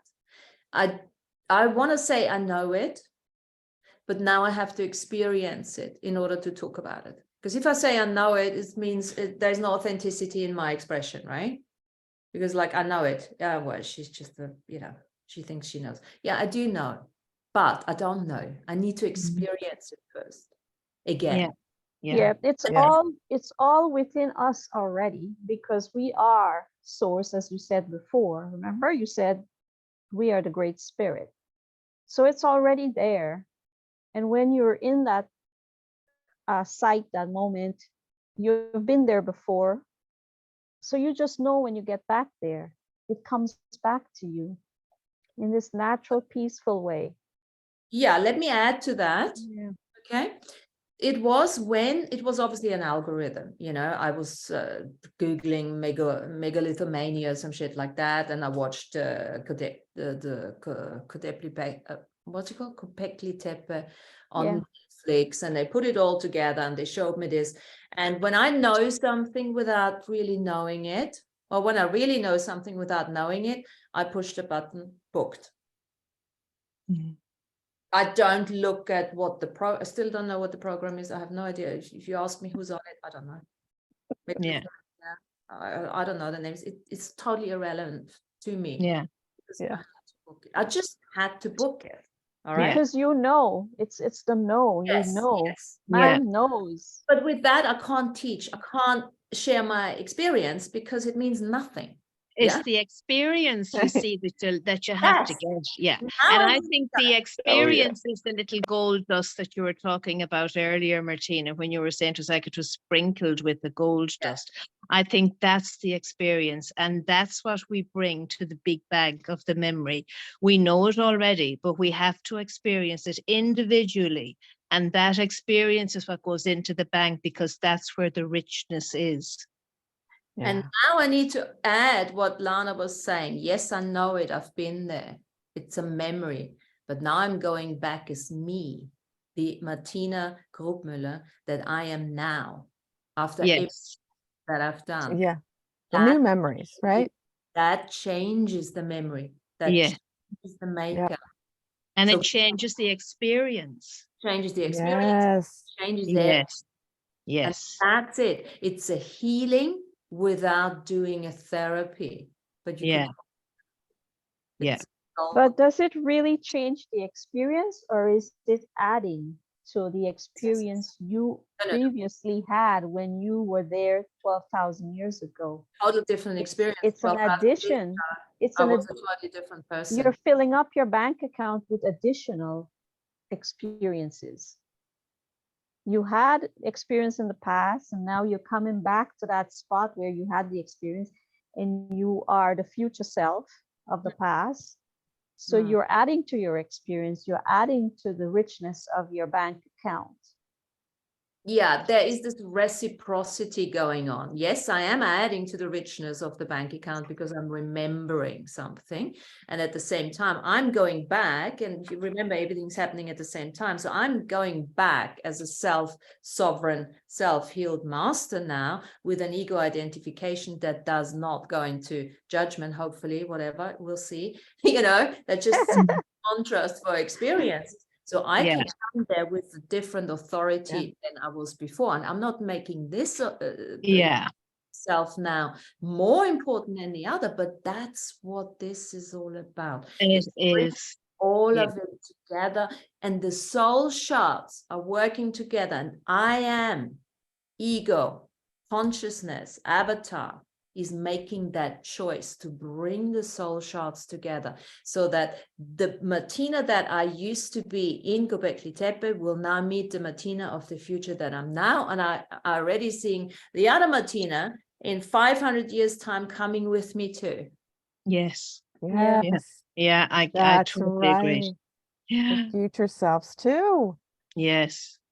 And that's why we need Yeah. to get out of hermitry, just sitting at home, making it up and everything, and getting out of the inner journey and adding the outer journey, because the outer journey is becoming the inner journey. Yeah. And that's why we need the external as well as the internal. Yeah. Does it make sense, Lana? So it's Yeah, everything you say makes sense. And It's there's- adding to what I'm saying. It's just adding to what I'm saying. It's bringing more in, expanding on our conversation of absolutely, what we're talking about. And It's you- exploring. It's exploring it absolutely. further. Yeah, and you said a good word. I love the forgettery. I love the forgettery, right? Mhm. Because so much is overshadowed with all the indoctrination and the dogmas and the doctrines that we have adapted over the millennia, you know, through our journeys. And the memory that you're talking about, Lana, is that one that is coming to the forefront, that is impulsing us. And I would almost say my soul has been impulsing me to watch these things. And then it said, okay, now you've got enough information. You've watched this and you got this. Now you trust me. We got to go there. It's not just a passion, a desire, a lust. It's an aspiration. And we have to do it for your soul's evolution.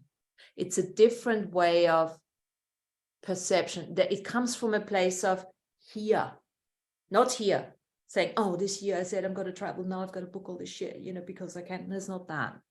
I don't care. I can cancel all of it. But it's almost like I use these things. When these things happen, it's like I say, I don't have a choice. Of course I have a choice. But it's almost like, nope. Yeah. gotta do I it. get that. I get Yeah. that completely. I've often done things like that, Martina. It's almost where the mind wasn't involved in me pressing the button. Something in me pressed that button, but cognitively, I didn't think I'm going to do that or I'm going to press that button. And I love those times actually, because I always think that when I'm in that space, I'm my most authentic self. Yeah. And there's a trust that combines the mind Yeah. and the heart, or whichever you still want to add. You know, I've got them all up here now. So, you know, it's all that. It brings it all together in harmony, you know, and it just throws out the ticket. Yes. Right. Yes, exactly. I love that. I wish it paid for Yeah, it, you know, we're not that. I still have to pay for it in the physical, but hey. I wanted to add something. I don't know why this is coming, but we said not to clutter up the DNA, right? So do we do a decluttering of the DNA? So like when you went to Dubai, you did some sort of decluttering. Well, the decluttering has happened before I even went to Dubai. Yeah. The decluttering happened throughout the journey of me from the very beginning of my life, doing analysis, paralysis, and doing the journey from challenge to choice that will be in the book a year later, hopefully in June, right? With all the tools you're familiar with to a certain extent, of course, but all that. And this is also the completion of, for me personally, I'm completing that self-mastery, self-healing, and sovereignty officially to move into the next level of imagination, inspiration, and intuition. And I don't exactly know how this is going to look. You know, it's like going from challenge to choice, going from trigger to contrast.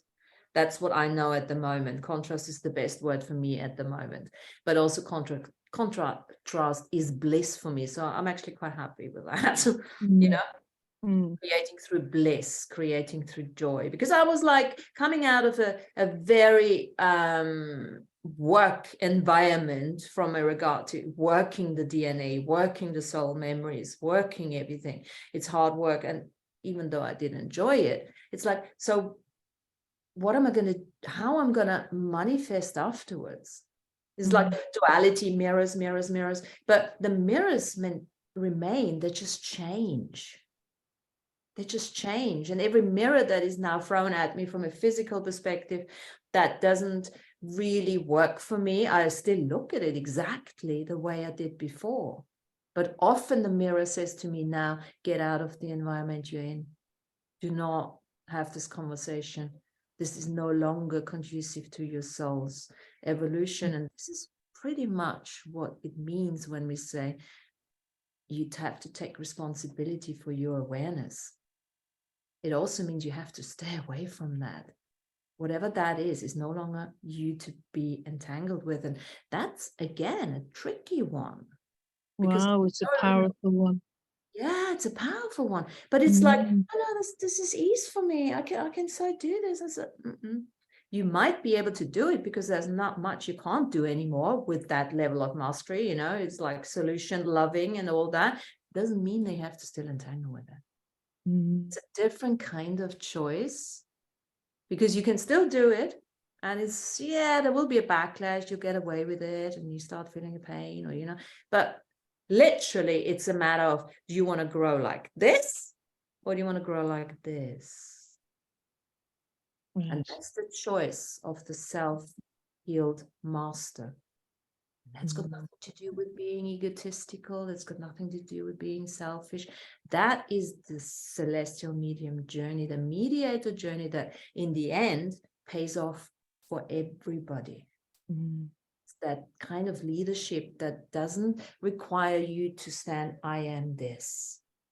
You don't need to have a website for that. You don't need to be out there defining yourself as who you are. You just have to be in your joy and bliss, knowing that you're doing the work exactly the way you did it before, but it's no longer hardship, but it's now, what's the other thing? It's not hardship, but it's just joy. It doesn't, and as soon as it gets hard again, you're on the wrong track. You're forced. But that's going to be so interesting. And there's a lot of cognitive dissonance going on at the moment, yeah? Which means there's so much information thrown at people who have done the awareness and who have, you know, the awareness journey, but still haven't made certain choices. So the belief system is rattled.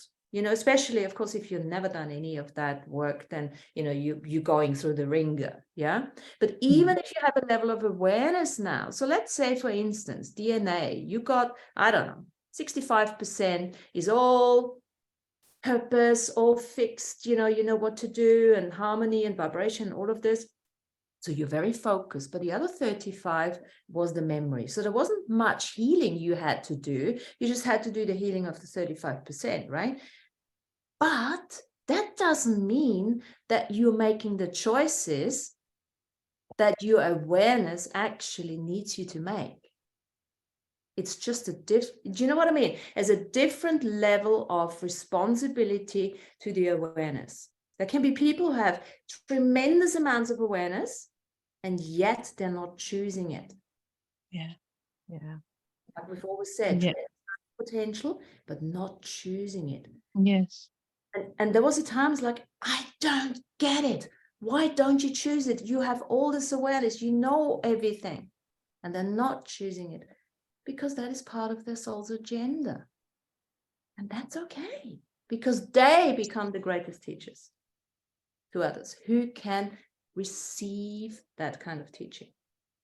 So there is no right or wrong. There is no good or bad. It's all about a level of perception. It's a consciousness evolution, revolution. And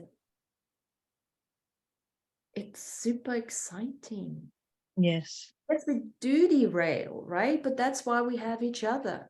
And it doesn't just have to be on a Wednesday. It can be, hey, send a direct message. You know, I'm stuck with something. Can you ask me a question that I haven't thought about? Yeah. You don't have to download all our shit to other people. Yeah. Just ask me a question. I'm stuck here. I haven't thought about. And that's often enough. And that's the micro communities that Melissa was talking about, Martina, the day she was on. I loved that. I used to think one time the micro communities were little communities around where you lived. But when she said, no, they're these communities, I thought, oh my God, that expands it out so much. And there's so much possibility in that. And how the macrocosmos is instilled in those micro communities, right? Yes. How those micro communities will then facilitate the macrocosmic. Absolutely, because it will feed into it, because the micro is always a reflection of the macro. And of course, that leads us to the alchemy, right? We haven't got Mm. our alchemist here today, you know, Tanya, but it's the philosopher's stone that we're talking about. Yes. It's a distilled essence of our soul qualities, of our healed soul quality. That is the philosopher's stone. Exactly. The philosopher's stone that we have been looking for. Mm. Once you can say to yourself, I am who I am. No, what's the last thing? I am that I am. Yes. Yeah. Then you are in that state of, yes, amalgamation of your soul essence. You've built that rainbow bridge. Because that's the other thing, you know, we're not just sending our dogs and cats over the rainbow bridge. We are going, but we have to fucking build it first before we start, right? And that's the thing. And what does it mean? It's just having this awareness of all the other, you know, cosmic communities and dimensions, what we call, which is nothing else than a level of perception and awareness again. Martina, if I said I am all that I am, it would be different than say just all I am. So it's a good way of look at the evolution again. I look at it from that perspective. So in the beginning, in the beginning where there was no earth, there was no free world universe, we didn't even have an I, okay? We might have had a form that was purely projected into like an automaton body, right? That was a physical sort of, that they already called it human, but we weren't actually on Earth. And that's just my understanding here, you know, from what I've been looking at late. But it also sort of goes with Abe's material on the galactic side. Then the next level was that we started to have this spark, the sentient spark we talked earlier on, that I, that ego, that soul spark, the beginning of.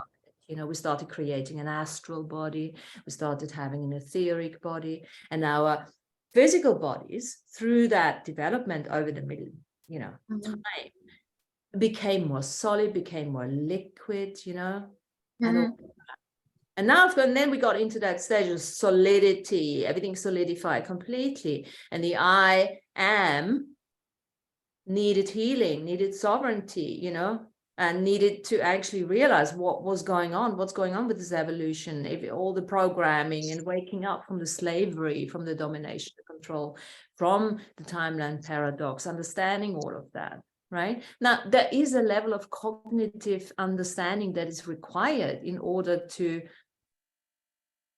do the work. Otherwise, you say, why the fuck am I supposed to be doing that? And then what? I'm a self-healed master, so what? These are the questions I'm asking myself. So what? So I have to go back and find bits and pieces. People talk stuff 100 years ago, because this is none of that is new information, as Lana says. And we're just waking up to that information. Okay, cool, great, understand, right? Heal the I am. We call it the I am avatar. Bring the shards, parts in, yeah, all of that. And then at some stage we can say, oh, okay, I am that I am.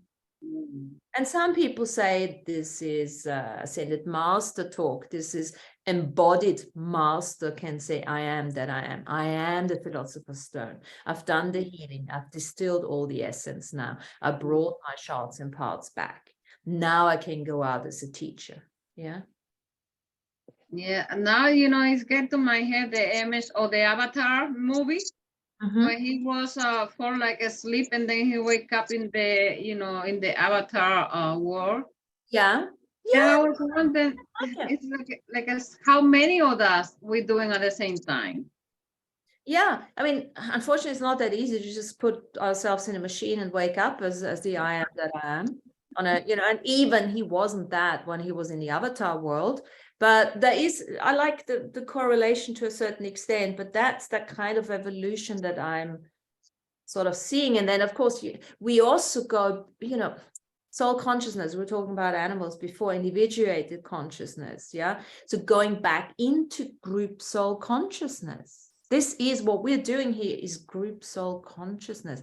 This is unity through diversity. We all have different capacities. We all have different qualities, teachings, expressions of our truth. And yet we are a singularity with different truths at the same time.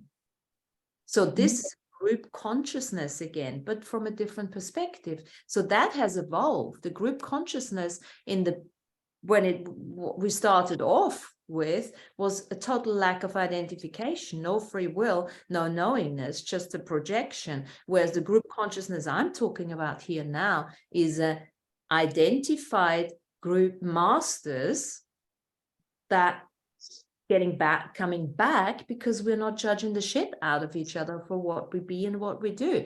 We just take whatever we want and leave the rest. Yes. Coming back for more, or take a rest and then come back, or don't come back, whatever, you know what I mean? That kind of thing. Yes. Nobody is Yes. going to be judged for that. It's fine. Yeah. Because we don't have a teacher-pupil situation here anymore. I don't even want to, from this level, now, I don't want to talk we're all teachers anymore. We just are. Yes. Yes. We're just here talking. Yeah. Sharing, having some fun, dialoguing. I love that dialogue. This comes from, what's his face, Mary, when we did the book. What did we look at from a quantum physics perspective? What's his face? We studied a lot. We studied a lot. We studied a lot of the quantum physics from, I can't remember. I can't remember either, but I do remember that A lot of it, we watched, we studied just a lot. say something about it and it might trigger my memory. What did we discuss? It's not important now. It's all the quantum physics relations, observer effect and everything came from, but looking at that and extrapolating questions for AB so that we could put some content together for the book. And was that where we discussed, what if you had an experience and then what it was like after the experience and what it was like before the experience, all of those three realities? Was that anything? Yeah. Do you remember? I can't remember the terms now for that, but do you remember that was so interesting because we looked at what the reality was like before the experience, what we were putting out there into the experience. And again, it's funny, this is tying in a bit to the conversation today. Yeah. Then you went and you had the experience. I think he was talking about going to a party. You went to the party, you had the experience. That was that experience. Then you came back and you actually had another experience about the experience you had at the party. And all three experiences were all different and all very real in their own way. Yeah. I can't remember the name now, but it doesn't. He had a term for each one, but I can't remember what it is now. I'd have to look it up again. But I know we were all fascinated with that when we were doing that. I don't even know why I said that now, but it doesn't really matter. Yeah. I am. So as you're saying, we are. As you're saying that, Mary, the saying that Harmonia was asking about, I am that I am. I am that I am. Yes. Yeah. All three. Yes. Experience is I am that I am. I'm still that I am. Yes, exactly. So I am that I am before the experience, before the party. What was that experience? Then there was the party, and then there was the one after. It was just fascinating, Martina, that discussion. I just can't remember, though. I'll have to look it up, the terms he was using and the different aspects of it. But it does relate to our lives an awful lot, actually.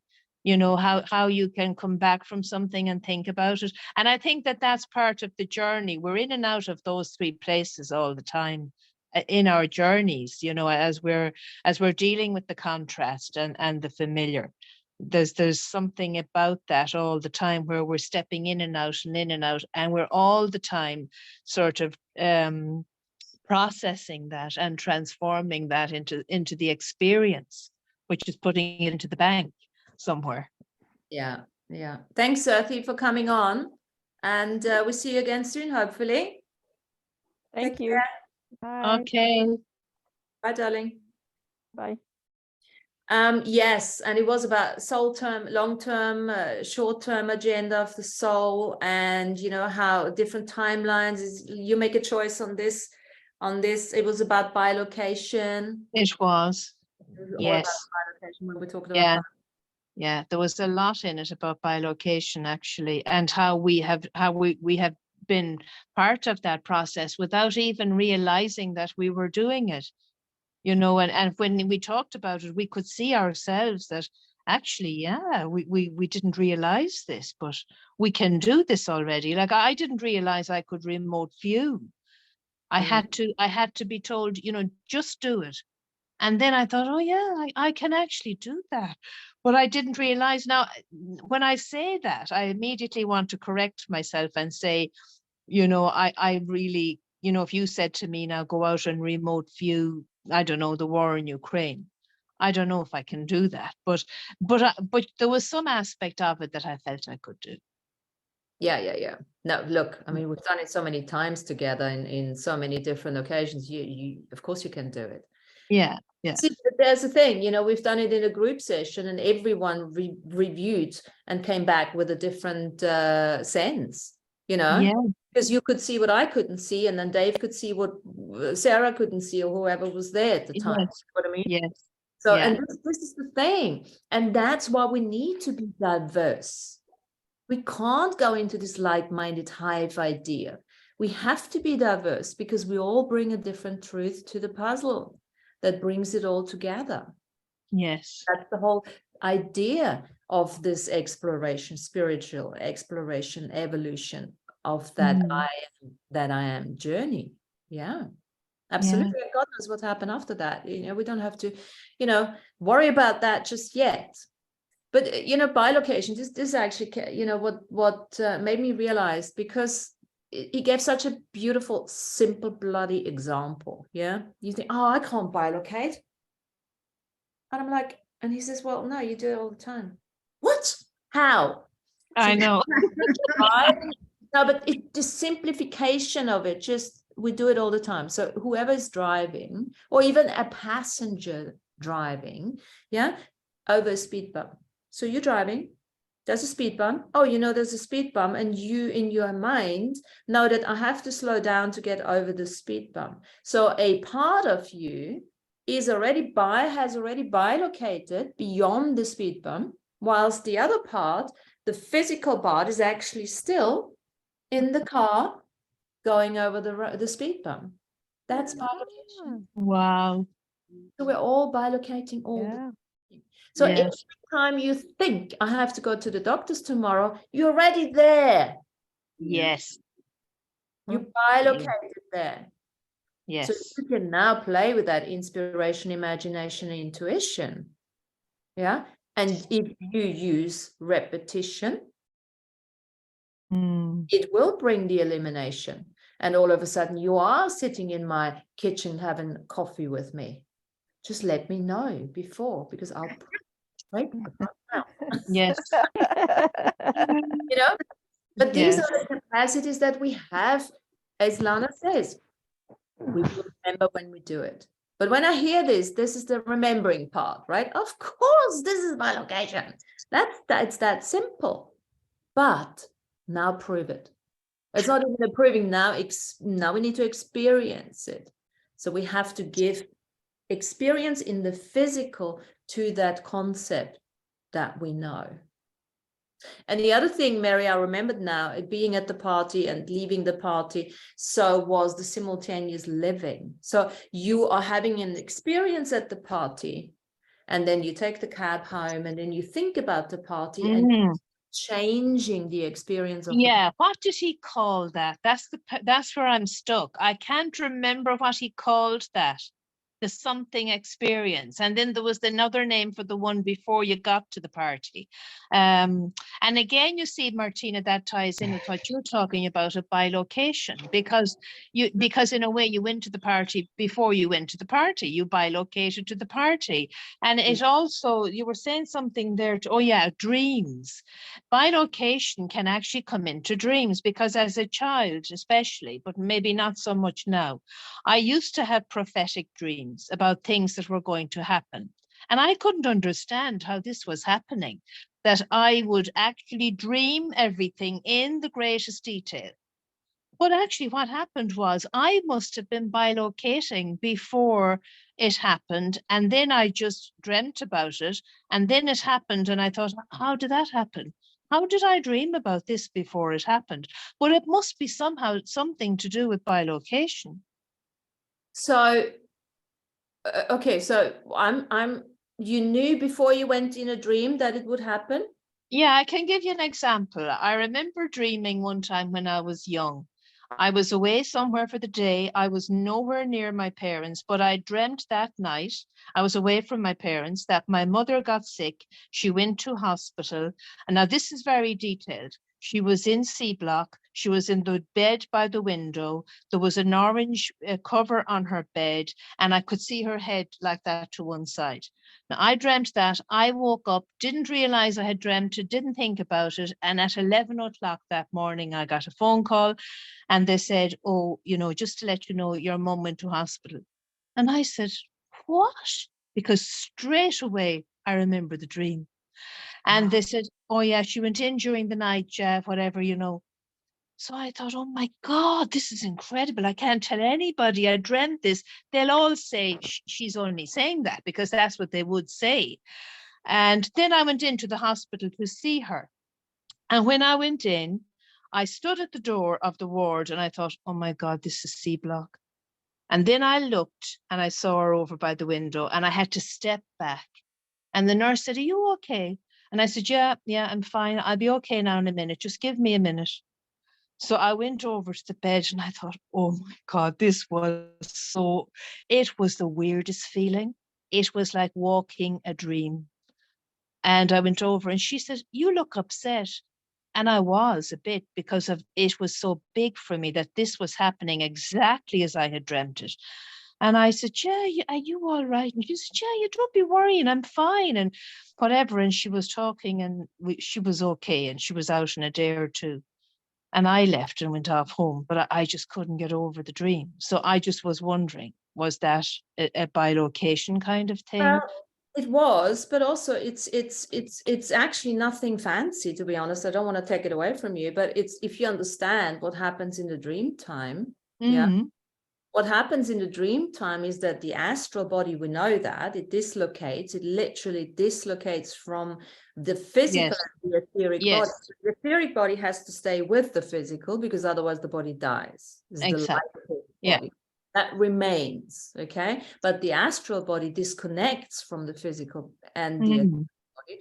So what happens is, that's why you have no recollection of the dream, because the astral body was too far away from the etheric body that could send impulses, or remembrance or anything. But you let your astral body, bilocated, if you want to say that, but literally dream space, went to see your mother, and it obviously did do that because you were supporting her, whatever she was undergoing at the time. But that's the capacity that we have. And this is why I was saying earlier, don't get just so hung up on your physical body, but understand that the astral body does its own bloody thing when you're gone.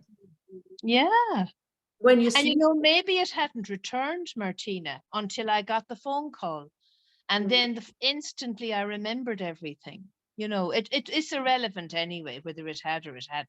But that's very interesting, actually, that the astral body goes out. Yeah, that's actually what has happened. Well, yes, and it does return. Yeah. Well, I know it does. I know that, but Morning. yeah. But having said that, we often say we're not grounded enough. This is when the astral body is still, shenanigan and out there all over the place. And this is where we Yes. are at the level now. We got to say, hey, astral body, Yes. we are no longer martyrs here. We are demartyring the astral body because, we all have astral bodies that are hugely capable. Yeah. And whatever And we- on that point now, Martina, as well, you're just triggering something else in me, because if the astral body isn't returning, and if we're not grounding it enough, and we're not processing the information that it has gathered on its dream, well, then we need to be able to bring it back, ground it, process it, and put that memory and information back into the bigger bank. And if we don't, we're not collecting it. And we need to do that because that's part of our journey as the human being that's walking the earth right now. Yeah. It's a little bit, you could look at it from the Greek mythology, what's her face, the Odyssey, Odysseus and Penelope, right? Yes. Penelope was saying to all the suitors that came whilst Odysseus was gone, she said, oh, I'm making this tapestry, and when I'm finished, then I'll choose a suitor, right? Right. Basically, we can compare that, what you just said with Penelope, weaving away the whole day, but then being out there as the astral body. But then as soon as the nighttime came, she just undid all the weaving so that she never had to choose a suitor, right? Oh, So nothing was ever created.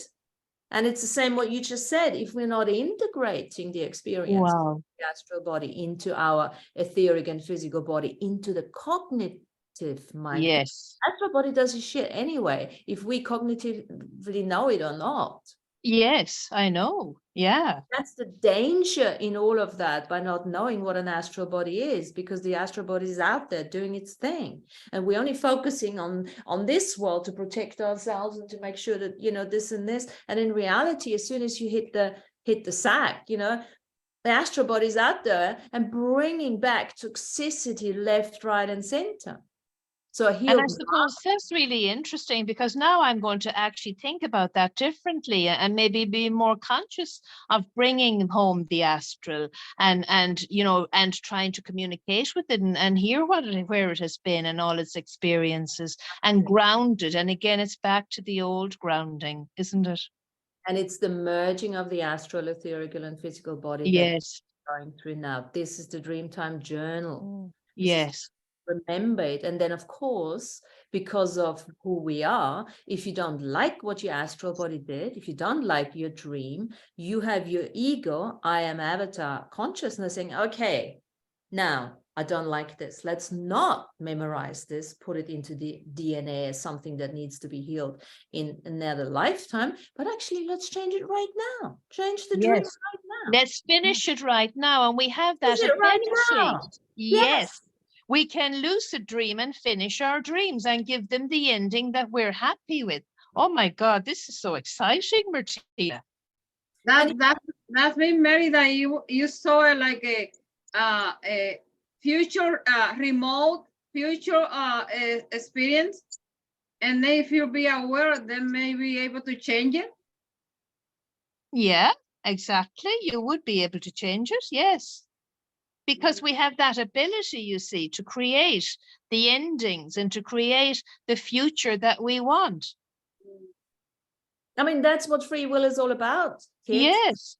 Yeah. And you don't even, some people are going to say, oh my God, I can't do lucid dreaming. You don't have to lucid dream. No, Just you don't. You just sit down and just change it. Bits and pieces. And even if you wake up and you say, I feel a bit icky, don't know what happened in the dream, I'll do whatever it takes to change that ickiness, whatever dream that was. Yeah. Per the dream, that you are the dreamer and the dream at the same time. Exactly. Dream weaver too. You are the astral body. You are the etheric. You are. But sometimes, like in the beginning of our journey, we talked about left brain, right brain. We have to somehow take it apart in order to hone in, so that then we can bring it together again. Yes. Yes. Good. Very good. Great. That's great. It's been a great discussion. I've really enjoyed it. You're on fire, Martina. I gotta Yeah. remember that one. I gotta remember that one Bye. and create it. Thank you. Oh, it's already Thank- 10, Yeah. 12. Yes, it is. Yeah. What else we got? Is there anything that we need to do to finish this off today? Or are we good? You know, Martina, I just want to say thank you for you sharing your experience, because that's remind me that somebody said one time, wherever a person going to use one of those sacred places, and when you come and you sharing with other, we are exchanging code, signature code and memories that we don't remember, but we are part of those. And I think that's the kind of feeling that you are sharing code that from memory that we have in those areas. Absolutely. And what we just said now is we can apply. I mean, whatever I did in Dubai, if there was something I didn't like, I can change it right now. Because You can.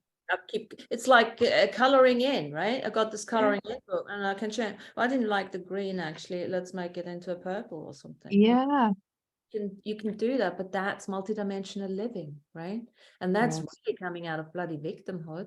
Because if we're still in Yes. victimhood, then we're dead.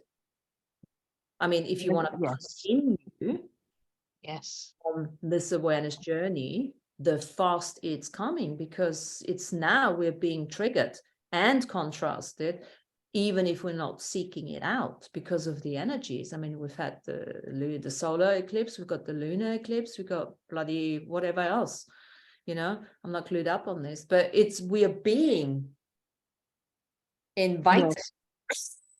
Yes. We're being, you know, tossed about. And how does it get better? And Fantastic. before we say goodbye, I'm just want to ask you one thing. It's just something I'm thinking now. So when we bilocate, then, like we'll say we talk about the bump in the road, and part of us goes over the bump before we do in the car. Is that the astral that goes over the bump? Yes. Right. Okay. So we use the astral then to bilocate. Use the astral, but it doesn't disconnect. Yeah. No, I know it's still connected. Yeah. It stays. But you know, and that's a dream sleep. In dream sleep, you know, if you go into like a theta, delta, where you completely go astral Yes. body disconnected, the body can still live. It doesn't need the feelings, the desires, and the pleasures and everything whilst it's sleeping. But it needs life force that is being given through the etheric body. Yes, absolutely. Yeah. Comes back in. Okay. Thank you. All right. Okay. I This has been had great. something to say before you leave. It's really nice to see you like super invigorated and excited from your trip, Martina, because you're bringing all this light to our group. So I'm excited about that. And also, it was racking I was just losing it, because I was like, I know these fucking words because I used to implicate and explicate order. It's in the book and we learned it. And then I was like, how could I not remember it? I was like, oh, I'm just clinging to information again. But no, it's the implicate and explicate order. I forgot which one is which. But, I mean, we tried to find a way to represent it in a way that we could do it with ease for everyone to understand. We read so many books, we studied so much of the material, you know. I still can't remember, his name doesn't come out, all the quantum, Bohm, Max Bohm or Franz Bohm, what's his face? David Bohm. We all read the book, Holographic Universe, remember? Oh, that's right. What was his name? What's that? I can't think. That was his name. Yes, we did, but it was implicate and explicate order. That's it. Yeah, Alfredo, perfection. Yeah. We tried Perfection to somehow write it in a way, explain it in a way so that we could all get it. And we all forgot about it, you know, coming up with I just forgot the terms, but isn't it interesting? I remembered all the visuals around it, but I forgot the terms. There was another thing which we didn't put in the book in the end. I had an experience where I was on holidays and I had an incident, let's say a disagreement. And what happened was, it was about karmic resolution at the time. Yeah. What happened was, which I'm not one of those women who cuts ties and does that kind of thing. You know, it's not what I do. But I was sitting there and there was a drink stand and I watched myself take this drink and flush it in the face of this person. That's right. Remember? And it was so, Yeah. I was shocked about myself that I had done it, right?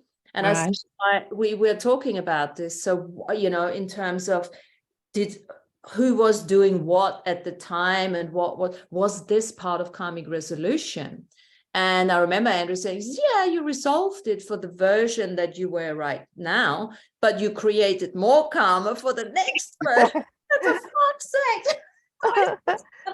You know, really, Yeah. Michael Talbot. Michael Talbot. Okay. So Michael he's the Talbot. guy who wrote the holographic universe. Yes, Oh, I see. Okay. I did a lot of search on David Bohm in order to ask questions. Yes, you're right. It was Talbot. Yeah, we all read the book. Thanks, Lana. Yeah, thanks, Alfredo. So this is so intricately connected, and what one shard is doing and the other shard is not. Probably the other shard was, what the fuck? And created karma on the other side. It's like, yeah, she's fine. She's fine. I just, you know, she said, no, it's fine. I would have done the same. I love it. Anyway, love it. lots and lots to play with, lots to learn. So I'm sure lots more will come up over the next couple of months and weeks as we're going through all those amazing upgrades. And so I want to thank you all for being here, for playing. And the recording's going to go out as normal. And what is next week? Is next week the first week? Yeah, first Okay, now we Monday. have SOS again. So let's see if anyone steps forward or has any particular questions. So thank you. Have a lovely day. And I'll see you soon. Thank you. Thank you. Thanks, Bye. Have a good everyone. week. Bye-bye.